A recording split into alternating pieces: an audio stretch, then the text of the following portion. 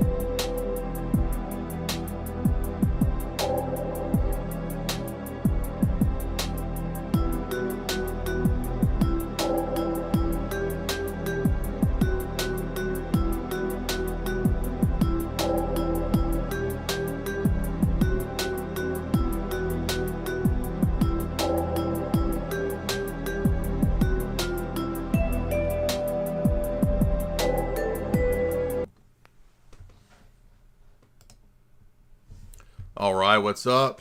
Welcome, everybody. It's that time, and I've got good news, amazing news. News that we are crossing our fingers remains good news. I think I have all the tech problems resolved. Can you believe it? Did Gronk help you? Gronk helped a little bit, and the other part was just a little bit of stick-to-itiveness, a little bit of, as the boomers say, gumption. I pulled myself up by my bootstraps, and I made myself hook all of this stuff up. So everything's new, except for the Miami Vice vibes are not new, but everything else in here is new. There's new Macs, there's new things, new camera. Next, I'm going to fix the lighting because the lighting is still funky. Can y'all hear me? Are we good? We should be like full-on fancy style. You can see my blackheads, right? Yeah. Put some donuts for me in the chat if you can see and hear good. Put some donuts for Jamie. And the only difference is now we'll be looking over here to this side a little bit for clips and stuff. So when we talk about this Wook man over here, he's a Wook, but he's a good Wook. This white Trustafarian man who told us the truth in 2018. Guess what? Jamie read his book. I keep calling him Jason Lanier, but he's Jaron. Yeah. His name Jaron Lanier. If it's a white dude with dreadlocks, you know it's got to be some crunchy truths being dropped. Dude said I was in 8K. We are in 8K. Nice. Full definition. We're over 9,000K. Y'all gonna see my boogers tonight. We got what? Got what? 10 arguments for deleting your social media accounts right now. So we just did on my channel a show with Ruckus about What did y'all talk about? This book, and we talked about that show Adolescence, and then I had Courtney Turner on, and we were talking about Game B and the Dark Enlightenment. So that's all the technocrat stuff. You're gonna tell me about Game B here in a minute. Which is Game B for beta male. I don't Game Beta. That's good. Show everybody the book. So let's see the book. Did you already show it? Yeah. Okay. The book is 10 Arguments for Deleting Your Social Media Accounts. Now, don't everybody in my audience do this, because then I won't have no followers. We won't have no pay piggies. No. But the principles here are going to be correct, because really it's how you control and manage your social media. Mm-hmm. That's the real issue. And it's meant to be addictive, and that's what we're going to talk about. Now, everybody knows some of this stuff, but it turns out Jason Lanier was saying stuff about AI and about the addictiveness way ahead of everybody else. And he was even saying that we're going to be ruled by algorithms, we're going to be controlled by this, and it's all kind of a Silicon Valley tech cult facade. And so we're going to get into the meat and the bones and the grits of it. And we're also going to watch some clips from the recent Peter Thiel interview that has taken the internet by storm. But I'm just so excited about this fancy internets that we got going. Everything you can't see is new. So it looks the same to y'all. I'm turning into a tech man. I'm turning into a soy man. Have you seen my Funko Pops? Do you want to play some Frogger with me? I got an NES. It's an emulator on my computer. We can play Frogger. I'm turning into a soy man. You do have Funko Pops. Jamie doesn't want to play. We have a Funko Pop of us. Yeah. Husband and wife Funko Pop. Because you got married to one. I got married to a Funko Pop. Whoa. Well, we have a dedicated cool dude that literally had a Funko Pop made. I've shown you guys this, but I mean, I'm just happy that we got all the internet stuff is solved. No more whining from the audience. No more boomer jokes from the audience. You can't call me boomer anymore. You can't say anything bad because I put all the money, everything. I'm just joking. Not really. He sold all the Bitcoins to buy you everything. I sold my soul just to have Mac OS with the M4 chip. Does that mean we're going to get more smarter? Yeah. Yeah. Can you imagine? Look at how smooth. We're moving. We're not swimming in a sea of pixels. We're swimming in a sea of 60 frames per second, I think. I think I have it on 60. I don't know. I spent the whole night with Grok making all this nerd work. All this tech stuff. I hate it. I hate this nerd shit, man. I'm sick of it. We got a super chat right away from Cool Bear Kuda. It says, the worship of Yaqub makes us all brothers of Catholics. That is part of Vatican II. I like where this theology is developing. So I believe in development of theology, development of doctrine, and it's moving in the right direction. Construction Zone, $5. Yaka Ono said the inscriptions on the Georgia Guidestones were a stirring call to rational thinking. That was my impression of Yoko. I don't even know how she talks, but I'm assuming it's something like that. But Ace Brazzi, $5. That old head Roman Catholic from the debate said that your neon flamingo was a little Skittles. Meanwhile, he had like a giant like rainbow banner behind him. This is Miami Vice, dude. They don't like it? I picked it. I don't care what they like. They're the ones that are legit gay. This is Miami. Who thinks Sonny Croc is gay, dude? No, he's straight up legit. That's the vibe. They're absolutely boomer. That sign is your most redeeming quality. Well, I mean, it's Miami Vice, dude. Like, what? Who has a problem with that? By the way, that's like a boomer era show, boomer Gen X show. Yeah. Mason, $10. This is completely unrelated to the video, but CPS is trying to take my daughter. Uh-oh. I wish there's any way that I could receive help from the community. It'd be greatly appreciated. Well, I don't know what I could do or what we could do, man. We don't know yet, but we'll definitely pray for you. Yeah, pray for that. That's a worst nightmare scenario. I feel like it's a real, like I'm in some kind of an almost real studio with this fake ass plant and with this and with you and then the mic in the middle. It feels like, I don't know, like I'm on a, Conan O'Brien nighttime show set. When we upgrade, I was thinking we could make it like Conan with like this is the upgrade guest in between us. This is the upgrade. We upgrade again. Oh, when we upgrade again. Yeah, and we like get a proper studio background. But I like our homemade aesthetic. I even made you a homemade chart. We got a chart to help understand. What is the problem?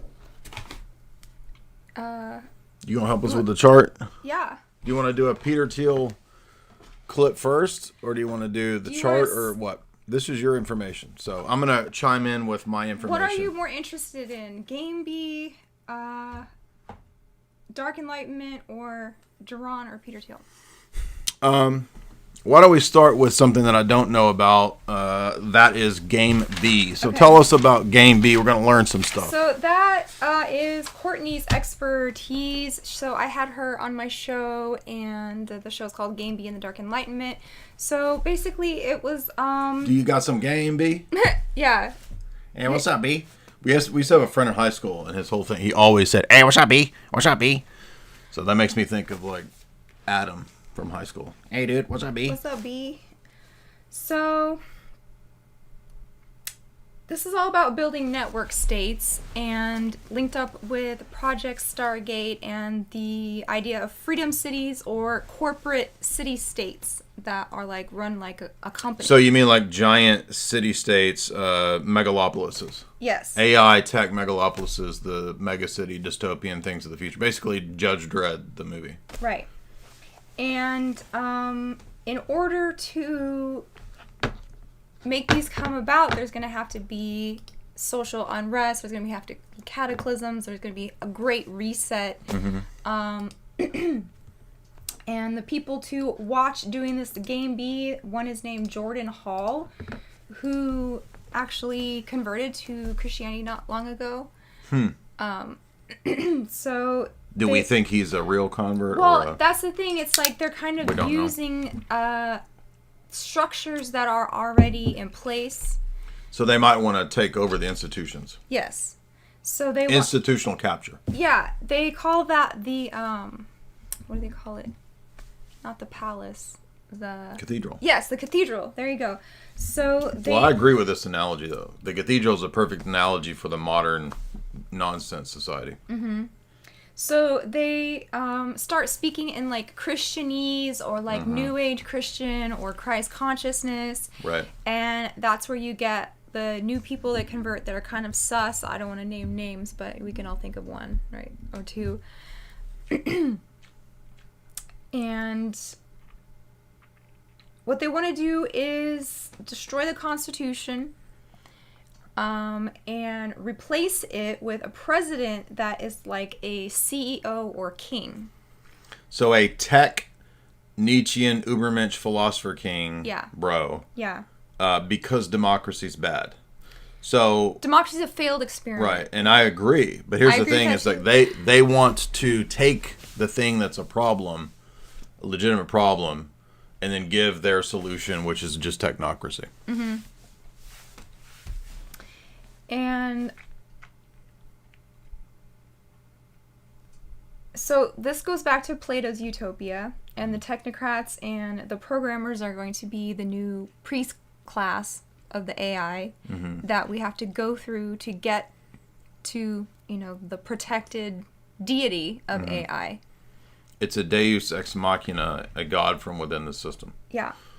And so they've been kind of trying to chip away in the last maybe like 15 years at certain things like amendments and Bill of Rights and stuff like that. Like Peter Thiel wrote about taking the vote away from women like maybe 10 years ago or more in an article called The Education of a Libertarian. Right. And their argument is that because women are the major support base of the Democratic Party and the left, that if there could be some future removal of the vote from women, I don't know how you would even ever achieve this apart from society collapsing. So it could tie into accelerationism. I'm not saying that Peter Thiel and Curtis Yarvin or these people are necessarily accelerationists. I'm not exactly sure what their positions are, but it could lead to that if you came to the conclusion that the only way to reset society is to have some cataclysm that leads to the reset. No, it's not based. It's just trying to knock down all the pieces so they can set it up the way they want. Again, it's not the reason. Even if they say something based like equalitarianism is bad or democracy is bad, their solution is that it's going to be a giant AI carbon tax control system. That's the problem. So, and these people, let's just talk about this for a second. Their ideas are not really grounded in reality. So these are people who've been living in like fantasy, Lord of the Rings. That's where Palantir comes from, is the all-seeing eye, and Lord of the Rings is like the Palantir stone, right? Well, not that fantasy's bad, but we don't live there. We don't spend too much time in that. Well, it's a misappropriation of the myths of Western civilization to turn it into something Nietzschean. So rather than it being that, the idea of being connected to the virtues, this is removing the themes and the archetypes of Western civilization and making it not about virtue versus vice and the good and what is the good. It's rather taking those archetypes and memes and patterns and making them about the Ubermensch and the philosopher king or the tech oligarch. Mm-hmm. So you become the hero of your own fantasy as the, reigning oligarch. That's the problem with it. It's a misappropriation of those familiar patterns and archetypes. But the leftists do the same thing with archetypes and patterns and stories, which is what we're presently living through. For example, they rewrite the stories and appropriate them to leftist myths of egalitarianism, and all of the old movies have to be redone with having women as the hero and the archetype and the warrior. That's not the warrior. So, the woman is not the warrior archetype. She is the feminine archetype. She's the one that's the princess that the hero saves. And they want to reverse that in the leftist mythos to create a new mythology to convert everybody to the leftist cathedral paradigm. The problem is that these people are doing the same thing, but they're taking those archetypes and patterns and they're applying it to themselves as essentially the first player characters in their own fantasy world. Mm-hmm. And they believe in metaphysical things. They believe in magic and stuff like that. I don't know. Maybe they do. Let's talk about the Cybernetic Culture Research Unit for a second, because connected to Peter Thiel is also Curtis Yarvin and a guy named Nick Land. So yeah, well, and our buddies at Psyop Center have interviewed Nick Land. Mm-hmm. So he is from this thing called the Cybernetic Culture Research Unit, which was like if Miss Calendar from Buffy the Vampire Slayer started a club. Mm-hmm. Look at them, but they don't know these references. Right. So, techno-paganism, basically. Mm-hmm. So she was a feminist who thought, how can we use this new thing called the internet to help equality? And they just were using all kinds of... Yeah, the early phase of like 90s era punks, cypherpunks, anarcho-capitalists, cyber-pagans. Mm-hmm. They had this very equalitarian fantasy. I think you even see this a little bit with like Steve Jobs and Wozniak from Apple. Like they believed that when the personal computer came out, it would be this great liberating thing that would essentially destroy all the existing institutions. And probably to a degree, it's kind of true, but it's not going to do that for making everybody equal and making everything fair. Mm-hmm. It's potentially the technocracy. If you remember that old Apple ad from when the PC first comes out, the Mac first came out, it's 1984. Mm-hmm. You remember the ad? Mm-hmm. And didn't something cost $666? Yeah, the first Mac did. Oh, wow. But it was supposed to be this thing, hence the symbol of the bitten apple, right? The Garden of Eden. Mm-hmm. So it's supposed to be this liberating thing. Which, in the biography of Steve Jobs, they said that the bitten apple came from Snow White. So it's poisonous. Interesting. Yeah. And also, it might have a reference. I'm not sure, but it might have I've just heard this. I haven't looked into Steve Jobs that much, but it might have a reference to LSD too, because he was a pioneer microdoser. Mm. And a lot of the Silicon Valley people microdose because they think, it's kind of giving them inspiration and creativity and ideas, etc. Well, that goes along with this. It's the CCRU, Cybernetic Culture Research Unit. So it's like where we get the ideas of like cyberpunk and gothic horror, critical theory, esotericism, numerology, and demonology, all mixed up in technology. And what is this? CCC? This is the CCRU. Creedence Clearwater Revival. Yes. Cult. Yeah. The group that Nick Land was a part of. It was. I see a bad moon rising. Literally from the tech. Yeah. Well, Well, you just made me think of Heinlein, because the moon is a harsh mistress, and that's all about like breakaway civilizations on the moon. Anyways, so they refer the experimental technoscience of self-fulfilling prophecies, whereby the means of esoteric cybernetic principles, certain ideas and beliefs that are initially incomprehensible can covertly circulate back through reality. So, like, how Donald Trump got elected the first time with the meme wars and meme magic and Keck and Pepe and stuff like that. So this is the kind of stuff they'd be studying, like how these butterfly effects would affect some of reality. these, and that makes sense because some of these companies come out of In-Q-Tel, which was a CIA cutout for funding venture capital firms, and that's what creates Palantir. That's what creates, I want to say, even like Facebook and NSA, Facebook and Twitter even come out of this as well as sort of experiments of deep state and CIA venture capital firms. And so that's why you would get this direct connection between the GCHQ, which is the British version of the NSA.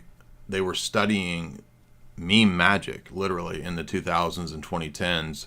I'm not saying that the GCHQ got Trump elected. I'm not saying that they didn't want Trump at all, but the idea that you can study the patterns of putting memes out and then affect the mass consciousness, which is connected to like Jungian archetypes and all that kind of stuff, is absolutely studied by these tech nerds at a very serious high level. And Isa Weishaupt did a good like 5 or 6 part breakdown of Dark Enlightenment, and he also had Courtney on, and they were talking about how this also ties into super dark stuff like dark web and the stuff that BX talks about. Yeah, the satanic groups. Yes. Now wait a minute. So what was the CC? One more time. What was that acronym? CCRU. And didn't you say that had something to do with feminists too, like radical feminists? One of the founders, the lady, I think her name was Sadie something, and so she was Sexy Sadie? Yep. From the Beatles. And she was trying to do research on how the open software and stuff of the internet, because back then when they were developing these things, it was kind of like a revolution to them that they thought all of this stuff was going to be free, right? Information is free now. Freeware. Yeah, it's going to free us up, and we're going to have so much time and technology, and now that we can share information, like, we're just going to go leaps and bounds in civilization. And so she was studying, like, how can this help equality between the sexes at the same time. But then it kind of got taken over by these other people and went down a very, like, esoteric path. Like, I think even Nick Land talks about Kabbalah. So they're techno magicians. We'll have to go listen to the PSYOP Cinema interviews with Nick Land, because I listened to it at the time, but it was about 2 years ago, and I don't remember what they talked about. But I know they talked about, like, obviously PSYOPs in film, but in pop culture. But we'll have to listen to that. So all these people do not believe that freedom and democracy are compatible anymore. And that... I would agree with that. Basically... Well, I mean, even Plato and Socrates argued that democracies become tyrannies. Yeah. Because a true democracy is still susceptible to corruption and... Well, the reason that it becomes a tyranny, according to them, is that whoever's in power wants to appeal to the largest number. And to do that, you have to have the lowest common denominator, so it becomes a race to the bottom to be the controlling oligarch of a mass glob of people who are ruled by their passions. And not by their reasoning, or by their self-control, or by Christianity or virtues. Right. So it becomes beneficial to the oligarch to promote base things, to debase the population so that he has a broader control of the mass. that's the inevitable course of equalitarianism and democracy according to Plato and Socrates, and I think that's true. We just picked up that old book about subliminal messaging. And so they're taking all these techniques like Freud, Bernays, propaganda to subliminal messages. That's your audience. I know, but I'm trying to think of... You can look to me for permission to see if what you're saying is correct. That's cool. That's why you're not a feminist. You're bouncing the ideas off of your lovely man. Well, it's easier to talk to a person than a machine. Those are all the people. Look, they're real. Look at them. I know, but it's just like a little contraption. We're talking to Hal 9000. It's a little eye, a little red eye in there. Jamie. Remember when Hal starts going slow? Yeah. His batteries are wearing down. Yeah.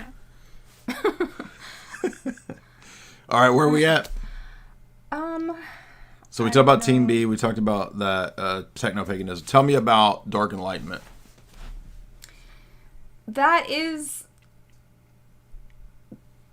I mean, what is happening? It's the talking about being a corporation instead of a country run by the CEO king. A lot of surveillance, obviously. A lot of robots. A lot of robotoids. So who pioneers this idea? Elon Musk. About the robots. No, the Dark Enlightenment. Who came up with this term? Who says this? I think this that a was Nick Land thing? Yeah. Okay, this is Nick Land, and then the idea of that is what? Not just technocracy, but what specifically? Just the bringing the new revolution of technology. And so they're talking about life extension, and that's what we're going to talk about when we pull up the Peter Thiel clips. So they're replacing religion. Is the Dark Enlightenment that democracy is done and we need a tech Ubermensch? Yes. Okay. And, well, people can't govern themselves, so it's like every form of government has failed throughout history, and including this one. So we need a new computer thing. Yes. So it has to be something above humans. I want my Mac to run my life. Right. And mankind needs to be run by the Mac. We're not smart enough to do it ourselves. It's the return of the Mac, but not Mark Morrison. It's the return of the Mac OS. Right. Yes. Come on. Ooh, yeah. But it also resembles a lot of things that Aleister Crowley would talk about in his utopian society. So you've got Liber Oz that talks about the very stratified civilization where you have your technocrat magicians and then you have your servants who don't understand. And that's where he talks about the slaves shall serve in Liber Oz. I remember that, yeah. That's important because Crowley had a very similar ideology to a lot of these tech oligarchs. And I think that's why many of them have found also some degree of overlap and fascination with Crowley. I can't think of any that are explicitly Crowleyan, but one thing that you started looking into, which I talked about a year ago, I did a podcast on this about a year ago, or maybe two, is the guy Peter Carroll, who's actually, if Crowley is the grandfather of Satanism, modern Satanism, Peter Carroll is actually the father of modern Satanism because he's the father of cyber magic and chaos magic. So a lot of people that are in the tech sphere are also influenced by Peter Carroll and cyber tech magic. And if you remember, it came out some years ago. I've not been able to find this article, but I think it was in Wired maybe 10 years ago. There was an article talking about how at Burning Man, when the Silicon Valley elite come, they have their own private Burning Man that is a, quote, secret society that engages in rituals, whereby they think that through ayahuasca, peyote, LSD, they're tapping into the forces that are going to help them erect the technocracy. There was a huge Wired write-up. Some former friends of ours put it in one of their documentaries, so I remember reading it. Someone said, what about Anton LaVey? And yeah, that plays into this too, because he thought that androids were going to be the next car, basically. You said, SEX bots is like the new car. Yeah. Everyone's going to have robot companions. He was... you talking about a Model T? I'm talking about a Model TNA, baby. That was good. That was really good. I'm pretty good with wordsmithery. By the way, did you watch the new Sam Hyde, Boomers? Go ahead. Well, Peter Thiel doesn't like boomers either, so... Hey, I'm starting to like Peter Thiel now. We can both be Skittles men on his floating tech island. I'm joking. Go ahead. Well, so, yeah, Silicon Valley is really big on social... Silicon Uncanny Valley. Right. That's a podcast title for you right there. They are big on social Darwinism. Yes. And mysticism. Like, you would think it's just nerds and math, but it's not. It's very occultic. Did you hear what I was saying about the Burning Man thing? When were you saying that? Right. 2 minutes ago? Oh, no. What? Burning Man, the cult, the Silicon Valley of Burning Man. Yeah. Don't you remember when Aaron and Melissa had a whole thing in their documentary about the Silicon Valley elite that go to Burning Man, have their own private secret society where they do ayahuasca and tap into the gods. Well, and that makes sense because it's like Wicker Man. It's kind of Burning Man is Wicker Man. Yeah, absolutely. It's very druidic. It's an American corporate pseudo fake counterculture version of Wicker Man. Right. And these guys, well, they're also very interested in the life extension, and then he was looking into companies that could do blood transfusions. Oh, yeah. Remember when Peter Thiel was talking about getting youth blood put into you? I remember that. And it was the same time that it came out that Kim Kardashian was getting... vampire facials. Vampire facials. And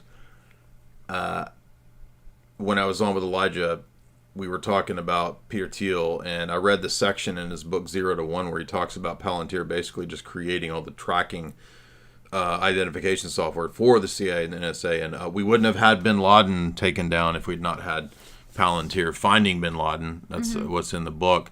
But also there's a section where he talks about cryogenics. And this is going to...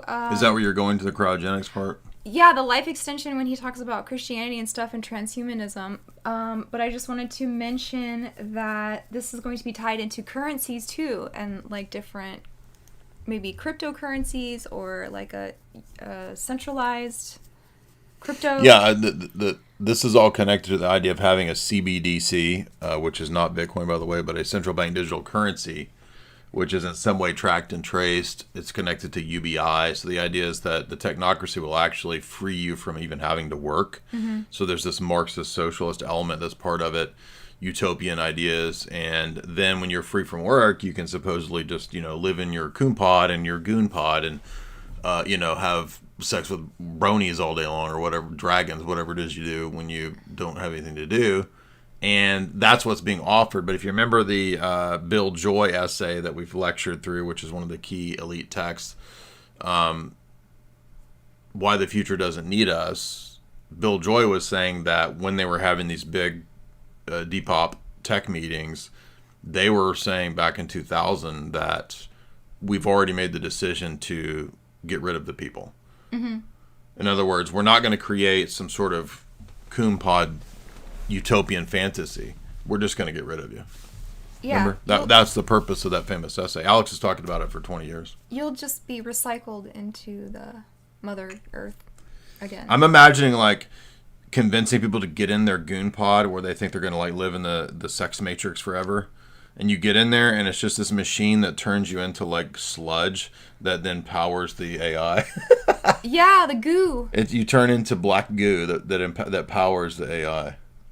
So it's not like the Matrix where you're a battery. No, you just get turned to sludge and then you're filtered into some. You're the goo that lubricates. You're the blood. You're the black AI blood of the Borg hive mind system. Don't be goo. Don't be goo blood. Well, I was just gonna say. So Peter Thiel and Elon Musk created PayPal with the idea in mind that someday they were going to have a currency that replaced the dollar. Yeah, well, there was going to be an e-dollar, and there's a white paper from MIT that's about the e-dollar. And what's super annoying about this is that everybody who wants to debunk Bitcoin, they point to this thinking that that's Bitcoin. Bitcoin is the opposite of an e-dollar. Dollars are not attached to anything. They are fiat. They're not a hard asset. So the e-cash, e-dollar, I guess conceivably could have been attached to gold if they had decided to make an e-dollar that was attached to gold. But there's never going to be a gold standard. That's not going to happen. So the only way to solve the economic problem that's at least feasible is what Bitcoin is now.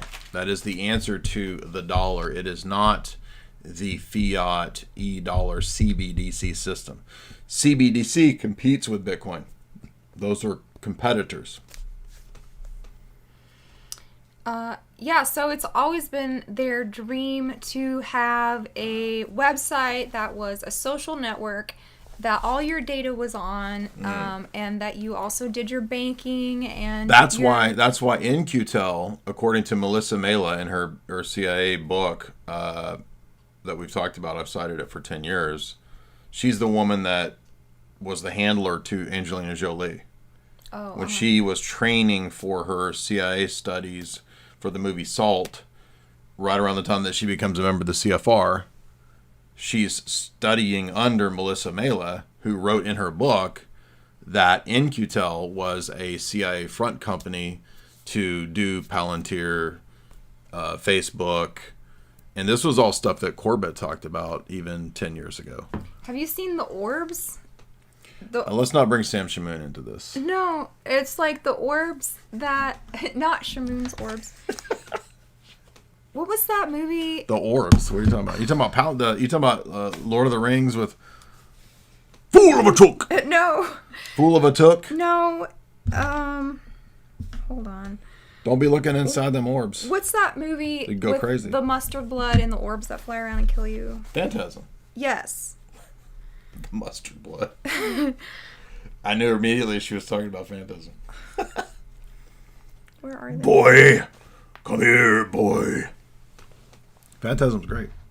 I can't find the orbs. Well, I was going to pull up. Oh, yeah, Sam Altman's world orbs. They scan your eyes. Oh, okay. Yeah, I know what you're talking about.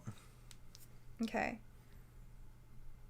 Sam Altman's world orbs come to the U.S. Now, he's the one I know least about. Do you know anything about him? Well, he's like Elon's nemesis. Oh, I think... Because they started OpenAI, and Elon supposedly says, keep it open. And then Sam Altman made it a multi-billion-dollar company. Oh. I think it's so funny how Trump is like...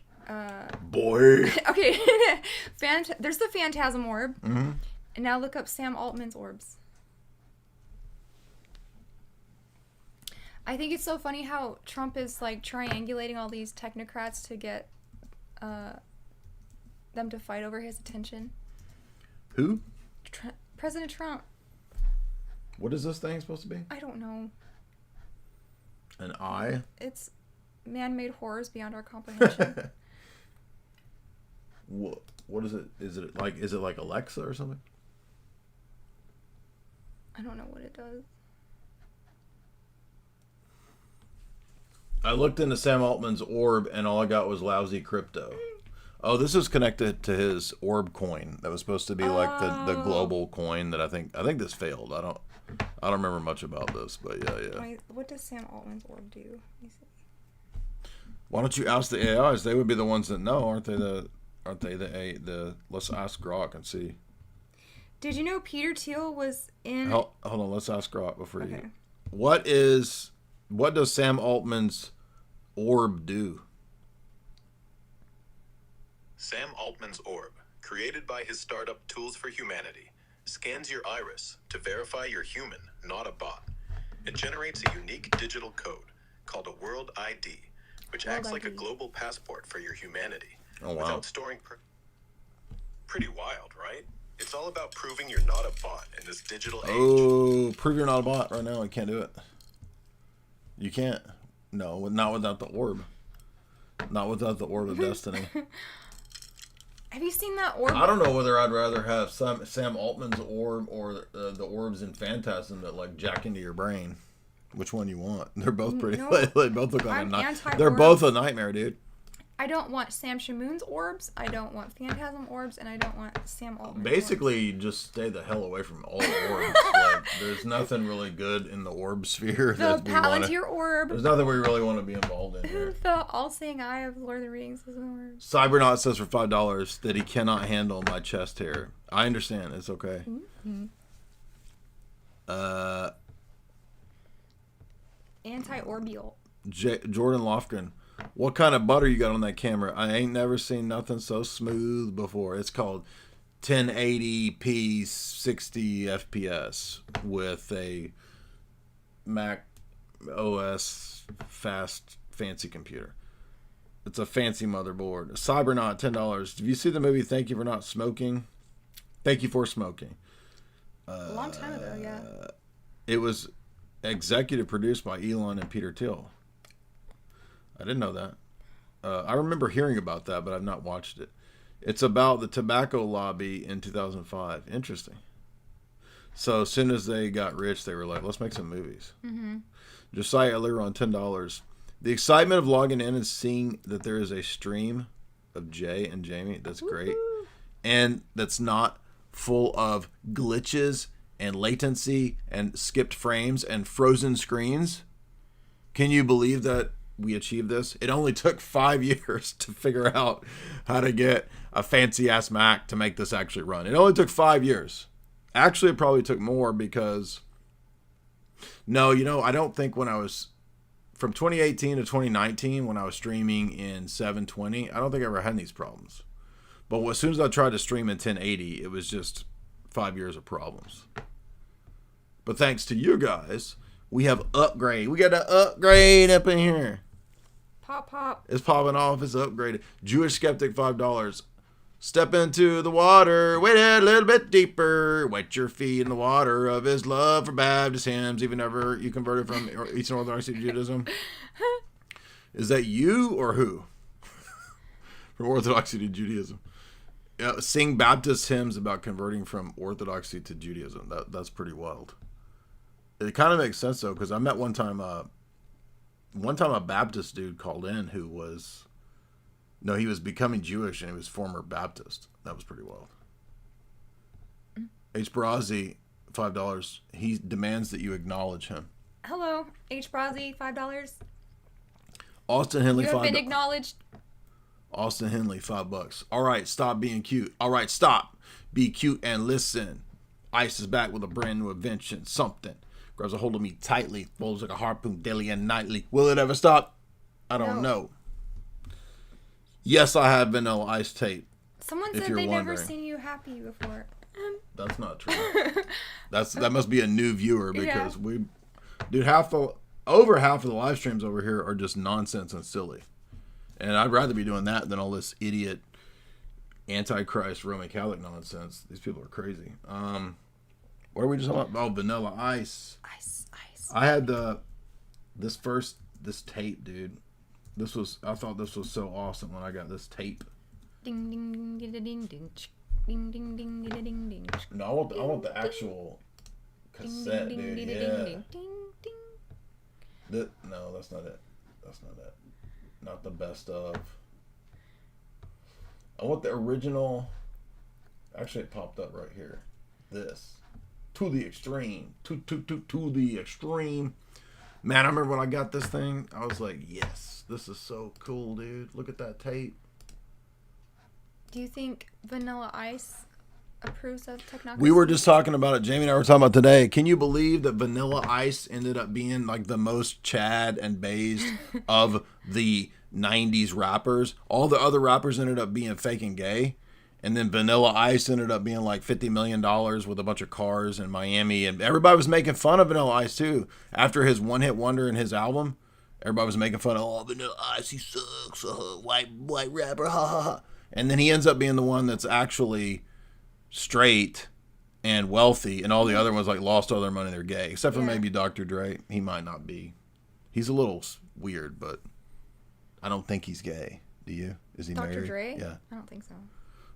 Our rap fans in the audience can let us know what the latest info is on And but Vanilla Ice now, he's living it up in Miami. He's got 1990. His movie was funny too. Cool as Ice. I mean, it's so bad. It's a good riff tracks. Yeah. It's like terrible.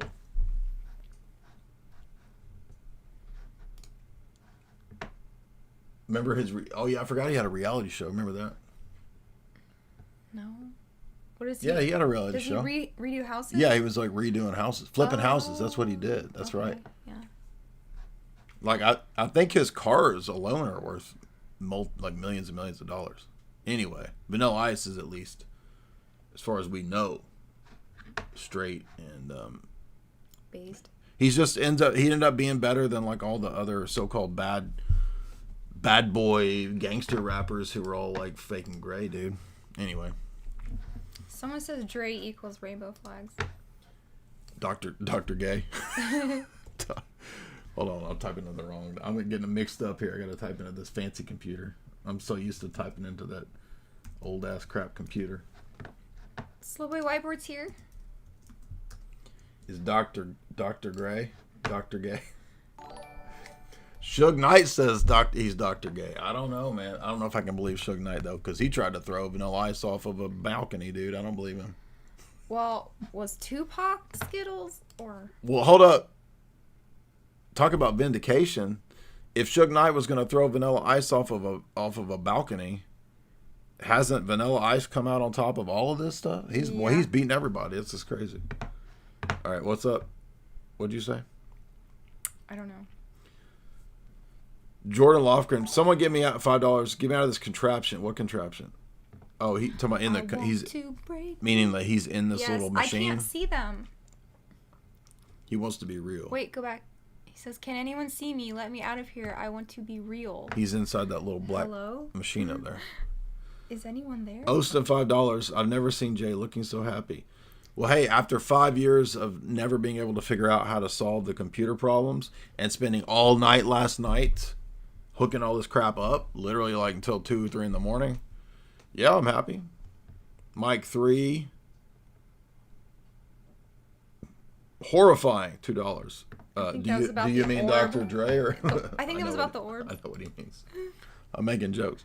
Don't make jokes. He's talking about Jaron Lanier's his dreads are horrifying. Ryan Beamish, $5. Talk about Ashton Forbes and the MH370 conspiracy and the orbs. No, I'm not going to talk about that because I think it's dumb.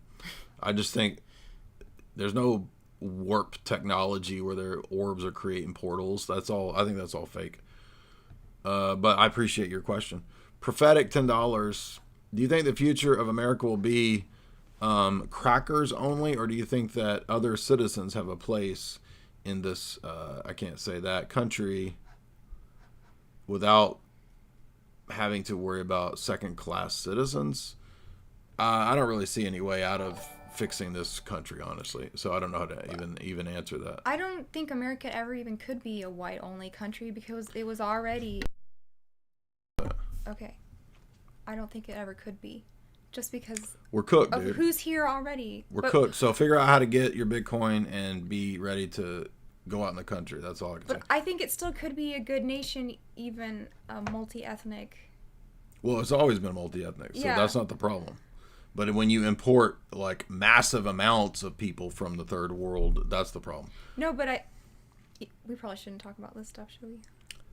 I mean, just think about the YouTube guidelines of what you can and can't say.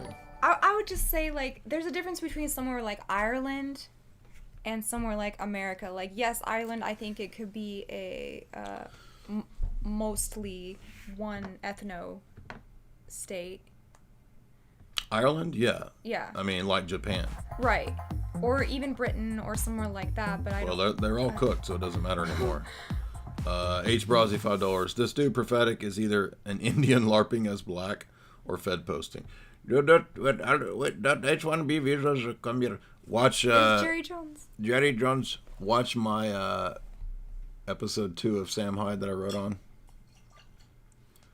It's not my, you know what I'm saying, the episode of Sam Hyde Show, episode 2, because that's about H1B visas and all that. No, I'm sorry, episode 1. No, Both of them are, because episode 1 is Dear Elon, and episode 2 is Dear Vivek about that stuff. Jewish skeptic. Oops, I meant converting from Judaism to Orthodoxy. God bless you, Jane. Okay, Jamie. that's better. Step into the water, wade out a little bit deeper. Join the angels singing praises to the Lamb of God. Boom, boom, boom. I thankfully never heard that one growing up. Oh, how does Remember, it go? Step into... some bright morning when this life Yeah, is everybody's over. heard that one, but this is the one I'm thinking of. The Gaithers. I remember them. No, man, this is the worst. I can't stand this stuff. Here's the Cathedrals. This is some boomer grandma shit right here. Look, listen to this. Listen to this right here. Ready? Well, what do you say about this next young man? Nobody has ever come along in gospel music like him. Ain't nobody ever sung like this. Absolutely, he's an institution within himself. Would you welcome Mr. Kirk Talley? Oh my gosh, it's him. It's Kirk Talley. It's really him. It's Kirk Talley. Charlie Kirk Talley. I love me a little Charlie Kirk Talley. a little niche. That's my favorite thing. Well, here you go.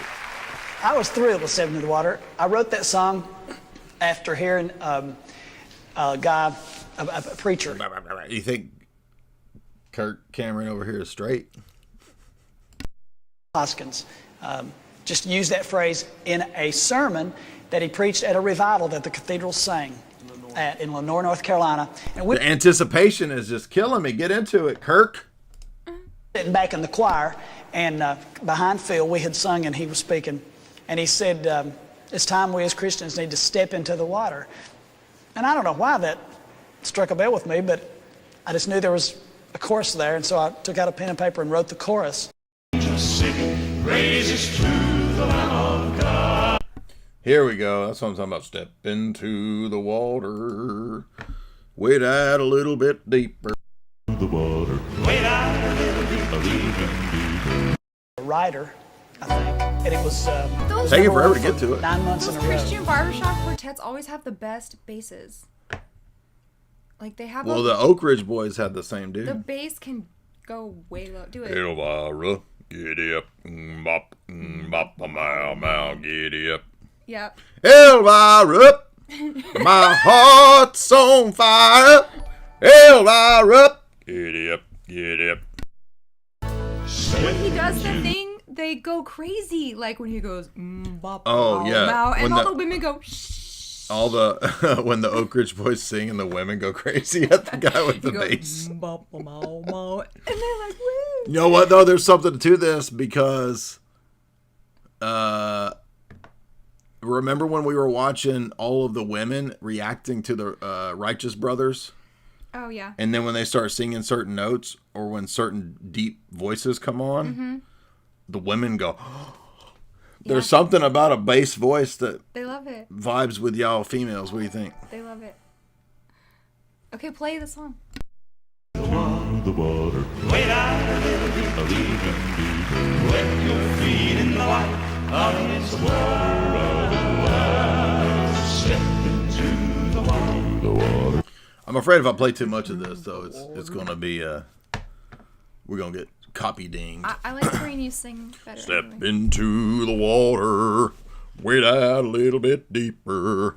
Yeah. Yeah, that's Baptist Church right there, dude. Ace Brazi, no, we did that. Quantum Yakub, $5. Of all the Roman Catholics, who do you see potentially converting first? I don't know, man. I mean, who's left that isn't crazy? That's the thing. If they have a channel and they're well known, they won't convert because it's all wrapped Yeah, up you in gotta their get money. you gotta get over. Yeah, like If it pays your bills, money, why right? would you convert? Troy Throw Dogs, $5.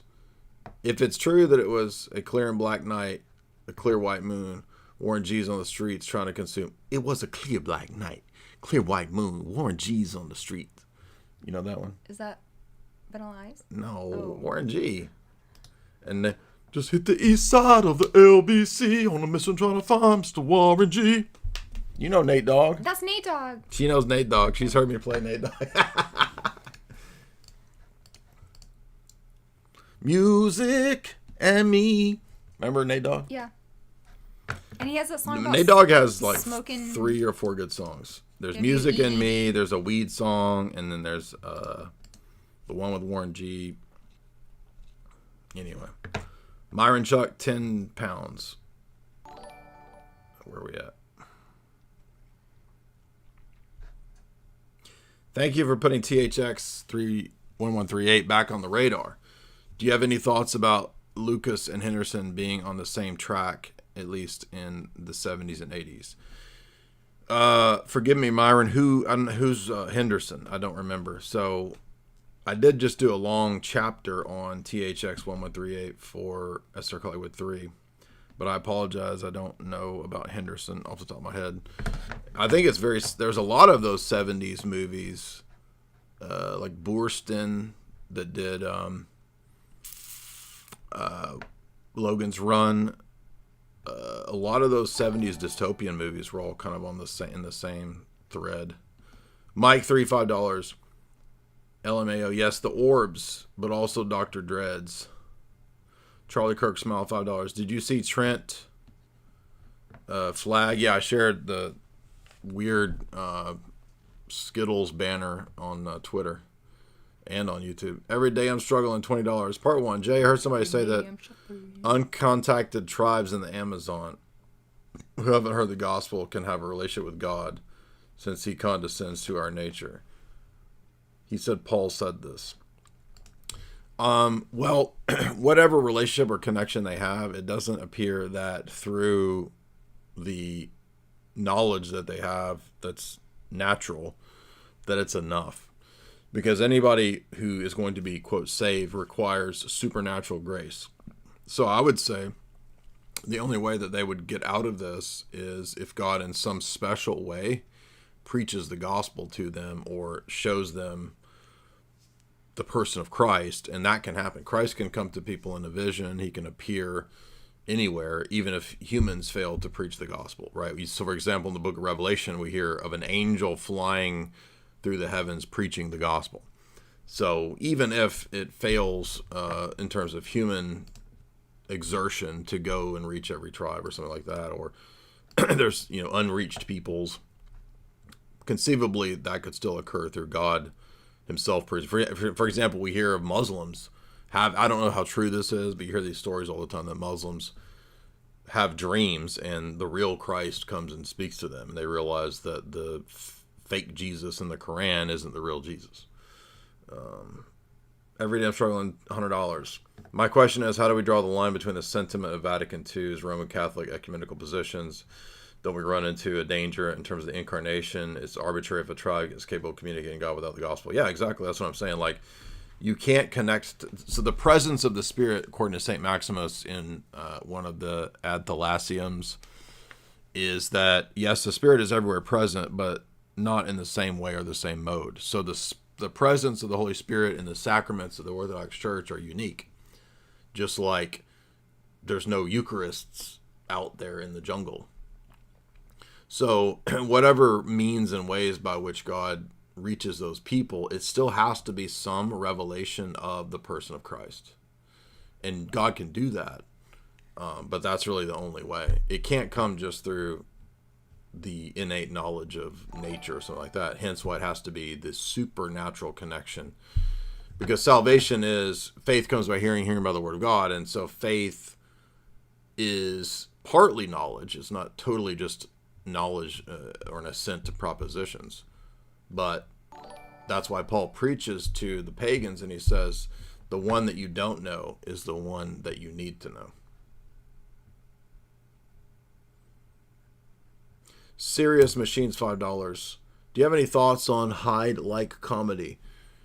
It feels like he was ostracized and now he's blowing up. Yeah, absolutely. I mean, is there more new raw comedy coming that will combat the current paradigm?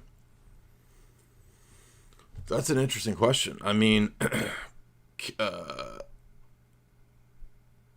Sam is kind of at the forefront of the cutting edge comedy right now. I mean, Sam Tripoli is partly part of that. Leonardo is partly part of that.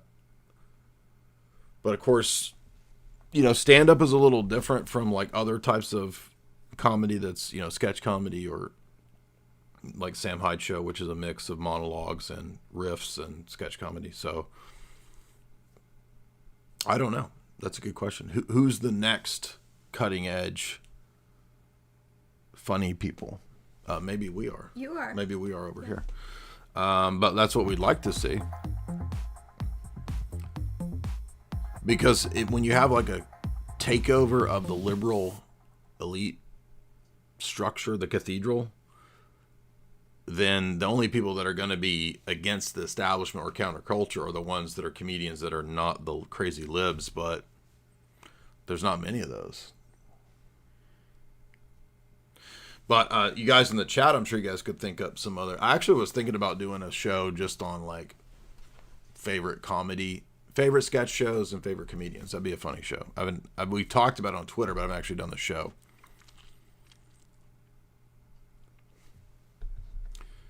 But great question. And remember, go check out Sam Hyde Show. The new episode is Boomers, and then we got a couple more already kind of ready to go pretty soon. Every Day I'm Struggling, $5. Part 3, why would God subject people to being born outside the ability to hear the gospel? Well, the church fathers have speculated about this with Christ preaching the gospel to the dead. Not that that's speculation, but you have St. Cyril and you have John Damascus speculating that if Christ preached the gospel to all of the dead in the Old Testament, which we know when he descended into Hades, it's possible that somehow he does preach the gospel to everyone. Jay, do you comb that glorious mane on your chest, Cybernaut? This dude is talking a little about my chest here a little too much, kind of weird. I'm feeling a little awkward. Making him have impure thoughts over here. Not me. Hell no. I'm afraid that we get. No, I'm afraid we're getting Roman Catholics in the chat now with all this gay crap. Do you remember that priest calendar in Rome? Yeah. That had all people don't realize that when you go to Rome, and this is not. People didn't believe me when I say this. Priest pinup calendar. There's it's the gayest thing ever, dude. And it's real. When you go to Rome and you walk around anywhere you walk around, there's little vendors selling, knickknacks and junk everywhere, right? All of the vendors sell hot priest calendars. I kid you not. It's not for the women. It's super gay, dude, and it's real. And I think, like, if you look it up, you'll only see it when you look up, like, people selling them on eBay and Etsy and whatnot. Let's see, watch.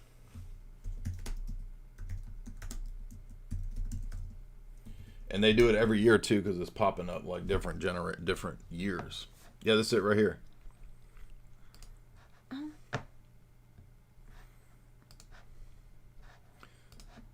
Oh, look, The Guardian even did it. Look, they wrote about it.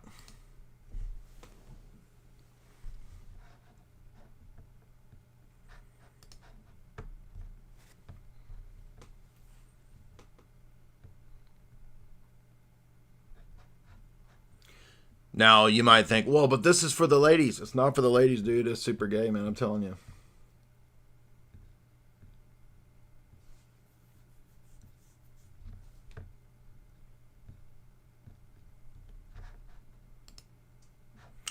I was surprised when we saw this. We're walking around Rome, and I'm like, why are they selling hot priest? It's called, like, the hot priest calendar. I'm like, why are they selling this? What is this? Yeah, like, that's what it looks like. Yeah, I think that's even the one. No, that's 2019. But it looked exactly like that. Yeah, this is every year. And I'm like, we're walking around like, what is this? Why are they selling this? This is so bizarre.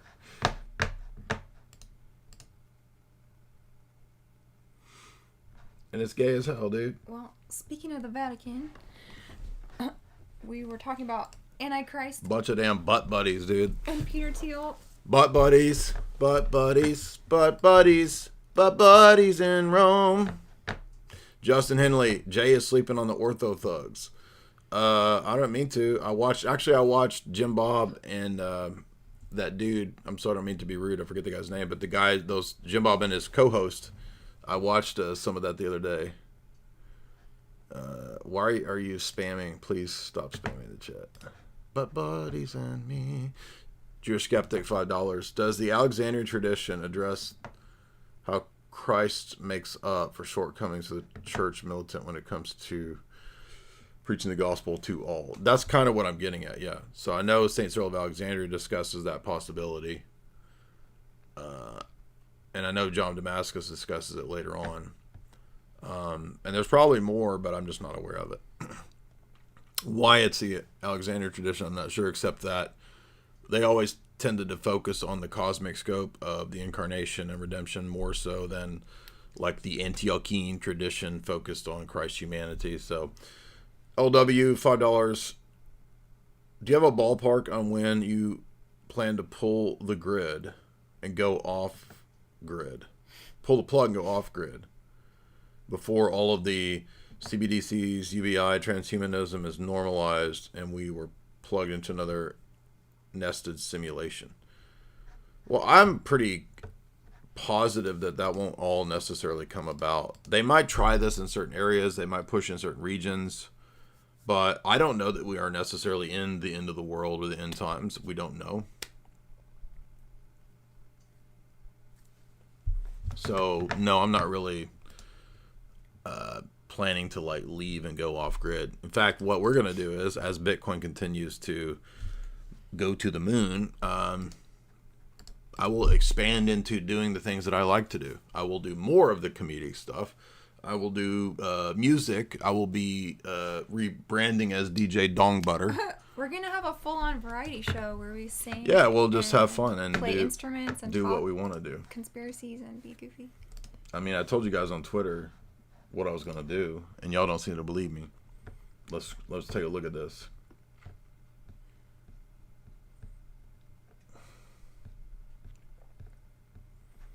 At a certain point, I'm almost sick of all of these weirdos even being on my timeline. It's like, get all these creep faces off of the damn timeline.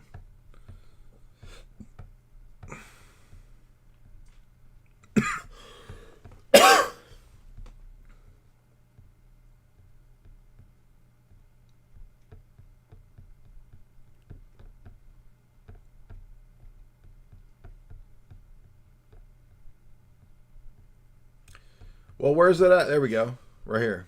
Now that I'm retiring from debating, I will prep you all for my coming rebrand.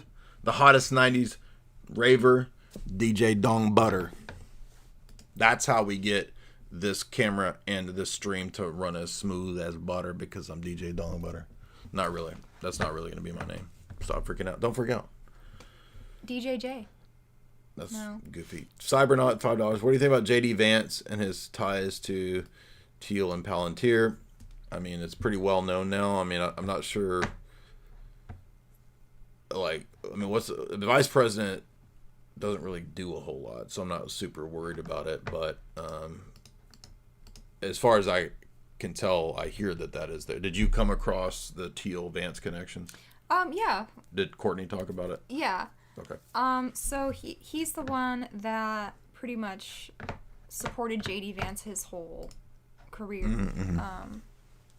because they had this plan, the currency plan from PayPal the whole time. So Elon and Thiel have been wanting to get their hands on making the one world currency.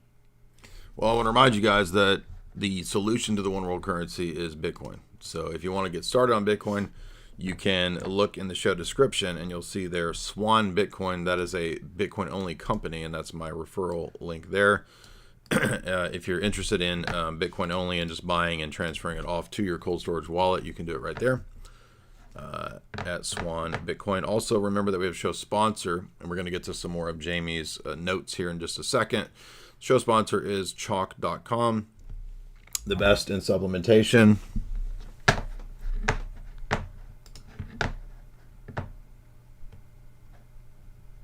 I'm going to put you on something. I'm trying to remember how I did this. I want to show off something.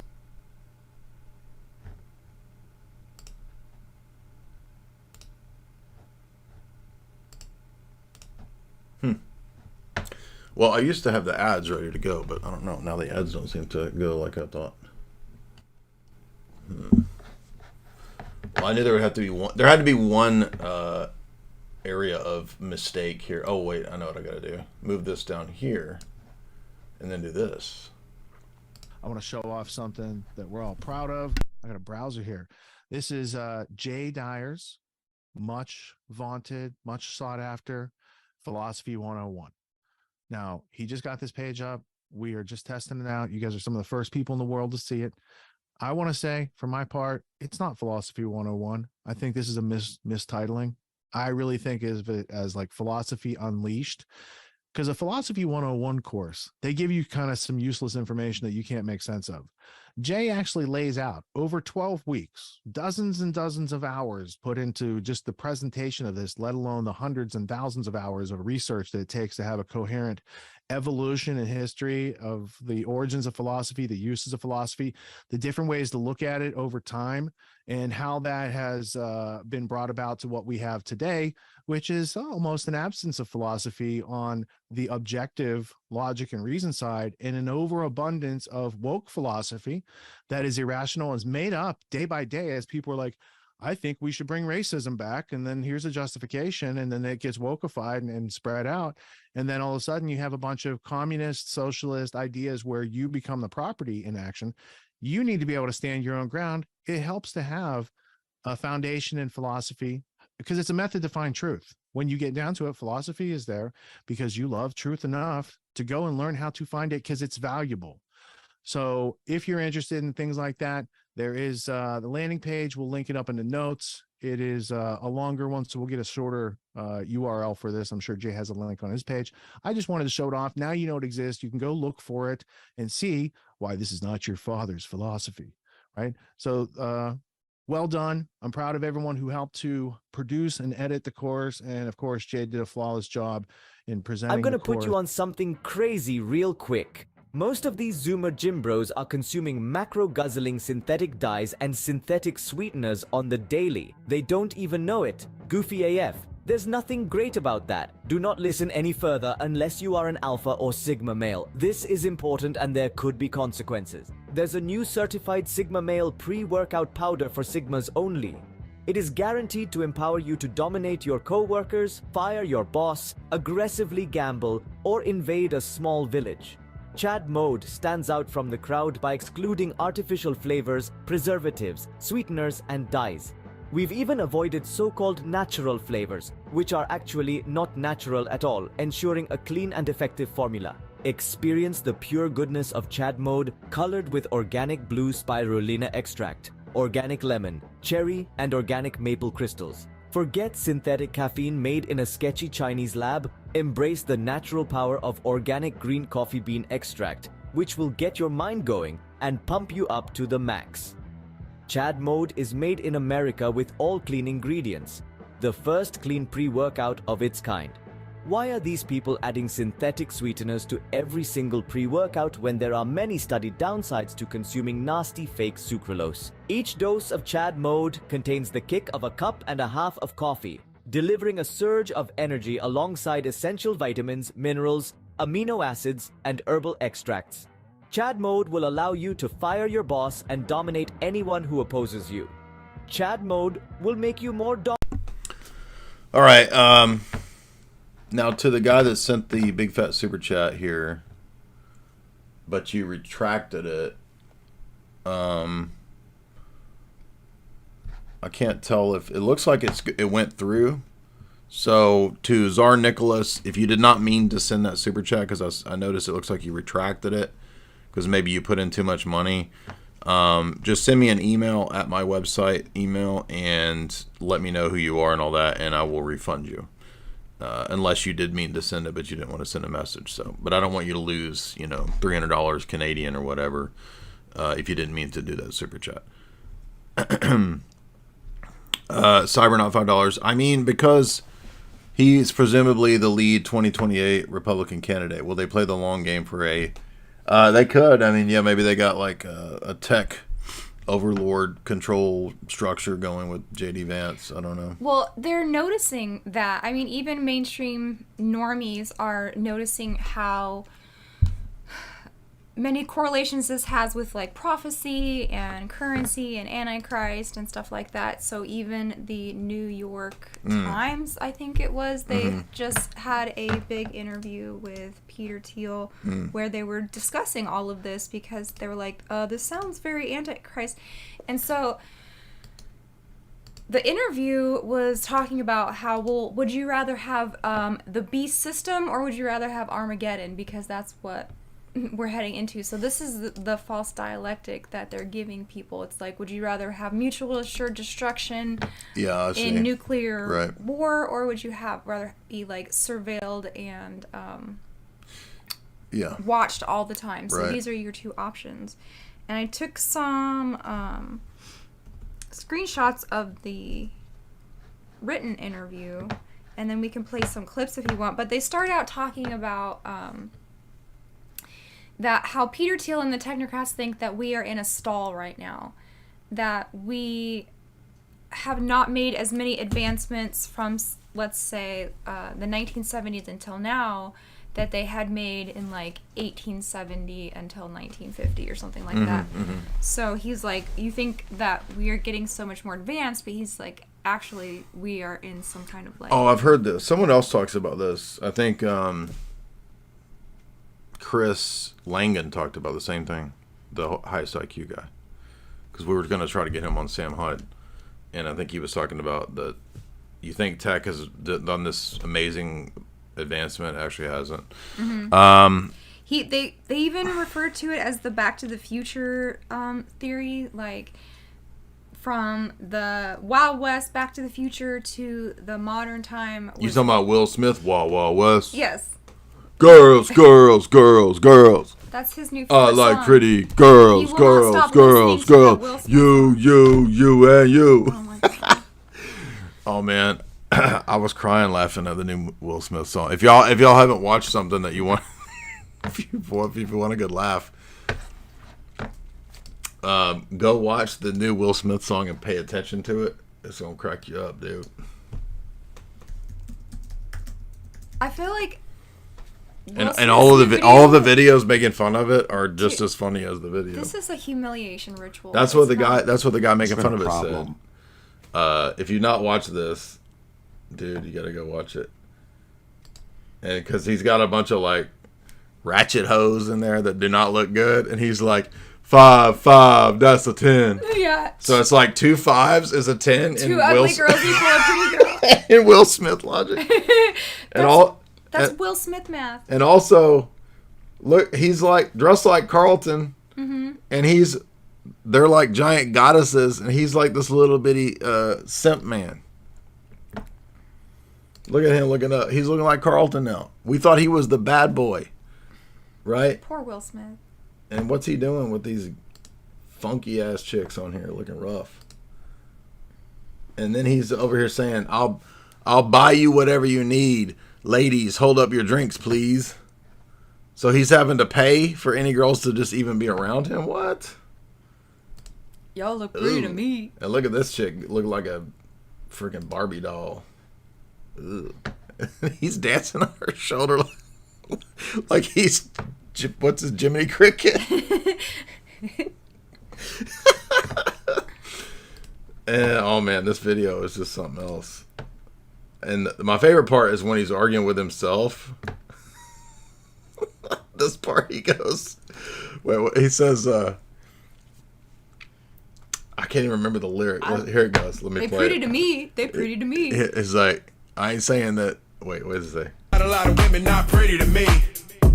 I mean, she's pretty to me. There's not a lot of women ain't pretty to me. I mean, she's pretty to me.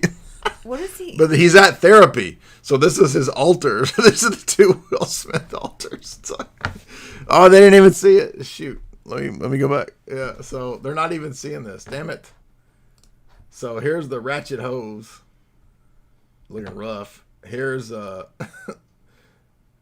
Tiny Will Smith. Where's it at?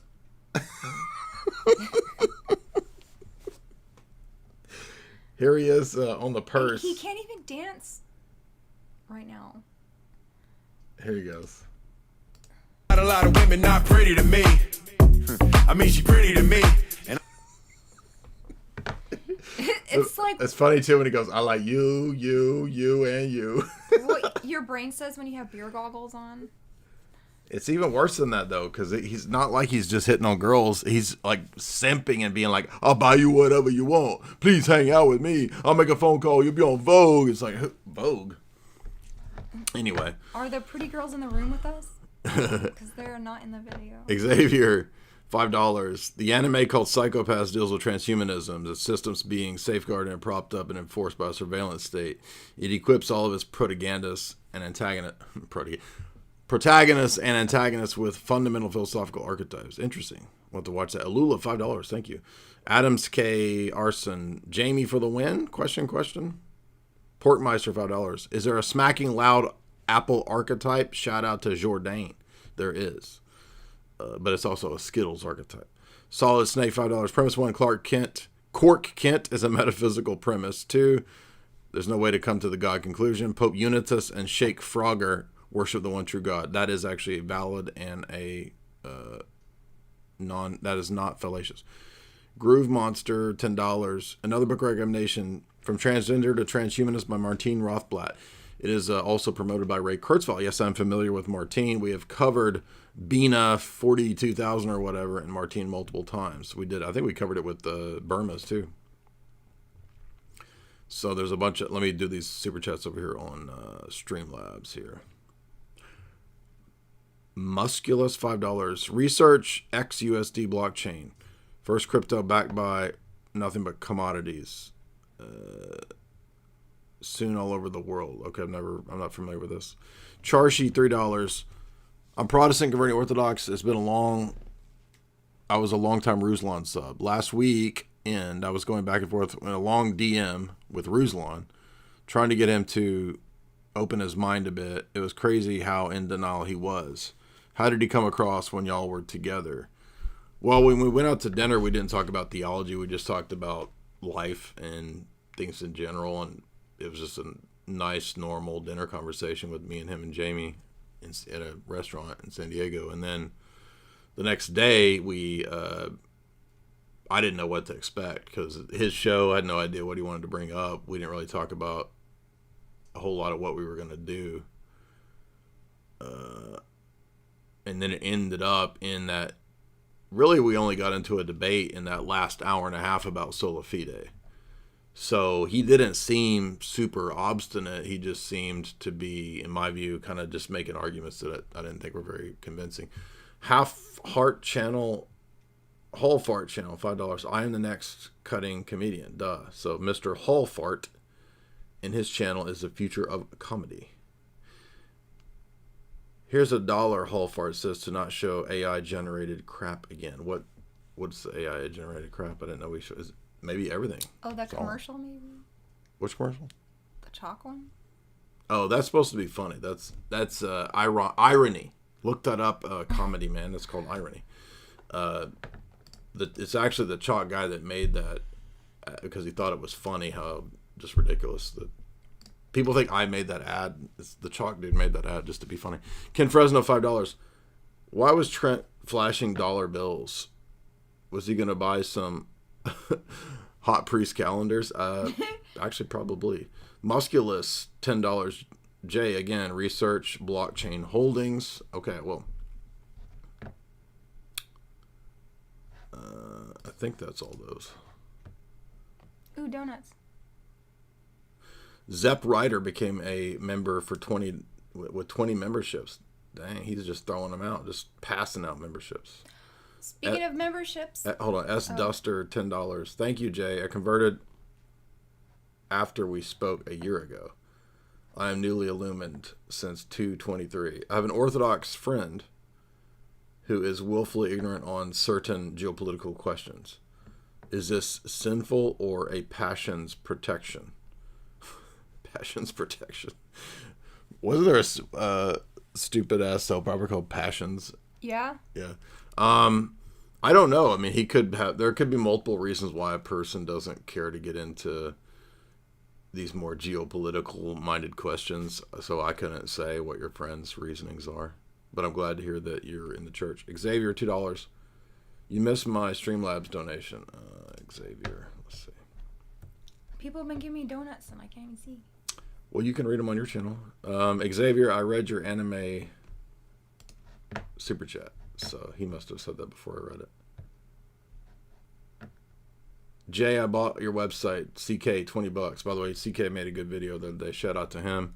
Your website is great. Where do you recommend starting? I'm binging as a catechumen, but also want to engage with the other stuff. Well, the Bible talks are pretty good if you're just wanting to start out with stuff. Father Cosmos of Australia. No, he's talking about on my website. Oh. He said he bought a membership. Oh, okay. And he's saying where in there do you want. I mean, you know, there's basically just 4 or 5 topics. So just pick the topics that you like. I don't know. LW $5. Bitcoin Cash is better than Bitcoin. No, sorry, bro. I don't agree with that. I know about the block size war. Not convinced by Roger Ver or any of that. AI will kill the jobs. Bitcoin, yeah, I know. Bitcoin is. I know. I've heard all these arguments. Scuba Bear, $10. I watched The Stuff. Have you seen The Stuff? Bro, that's one of the first podcasts that Jamie and I did. The Stuff is never enough. The Stuff is in Esoteric Hollywood 3. That's a classic. We did that one like before we even started dating. Yes, we did. It's actually a lot more going on in that movie than you would think. Well, The Stuff is a metaphor for all the genetically modified food. So, does old podcasts don't even come up anymore?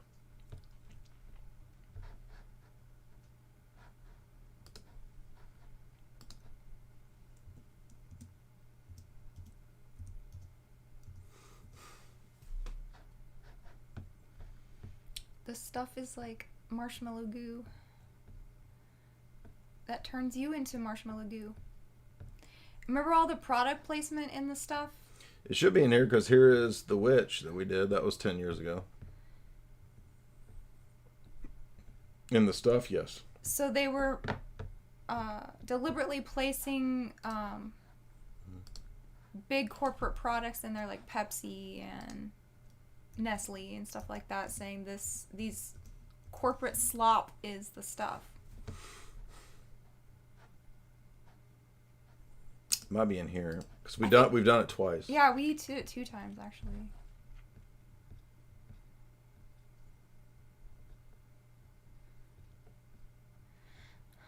One of them was probably just audios. It is. It's just not coming up. It's so old.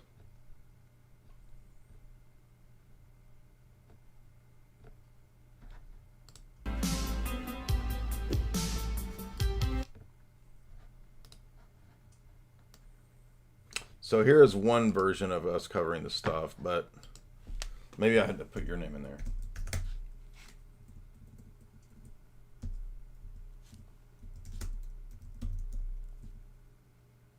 It's hard to type at an angle. Was it when we did society too? Yeah, probably.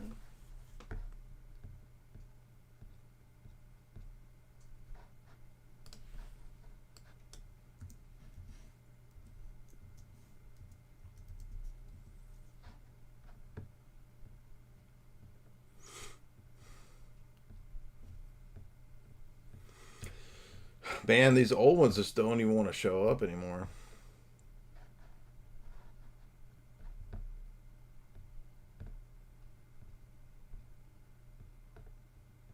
Aha! Found it? No, that's another. Are you sure? Oh, that's the one I just pulled up.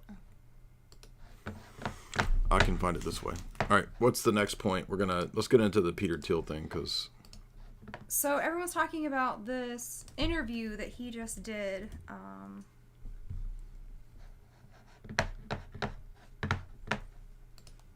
And he even brings up Orthodox Christianity. Mm-hmm.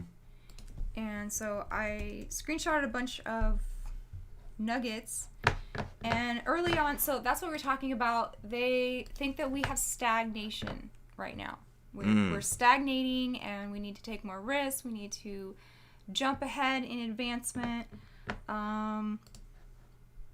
He says, culturally, what I imagine it looks like is early modernity, where people thought we would cure diseases.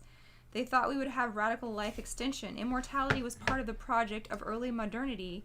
It was Francis Bacon. So he's already talking about like Enlightenment people, New Atlantis, Right. Neoplatonism.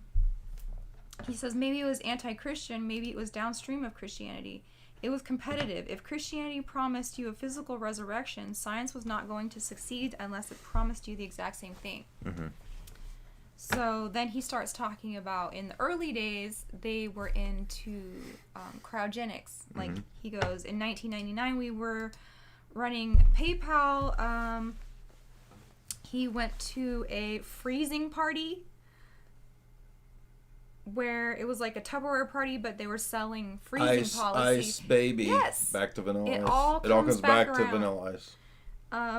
So you could get the vanilla ice package. You could The get, VIP posse package. yes. So you could get either your head or your whole body, depending on how much money you had.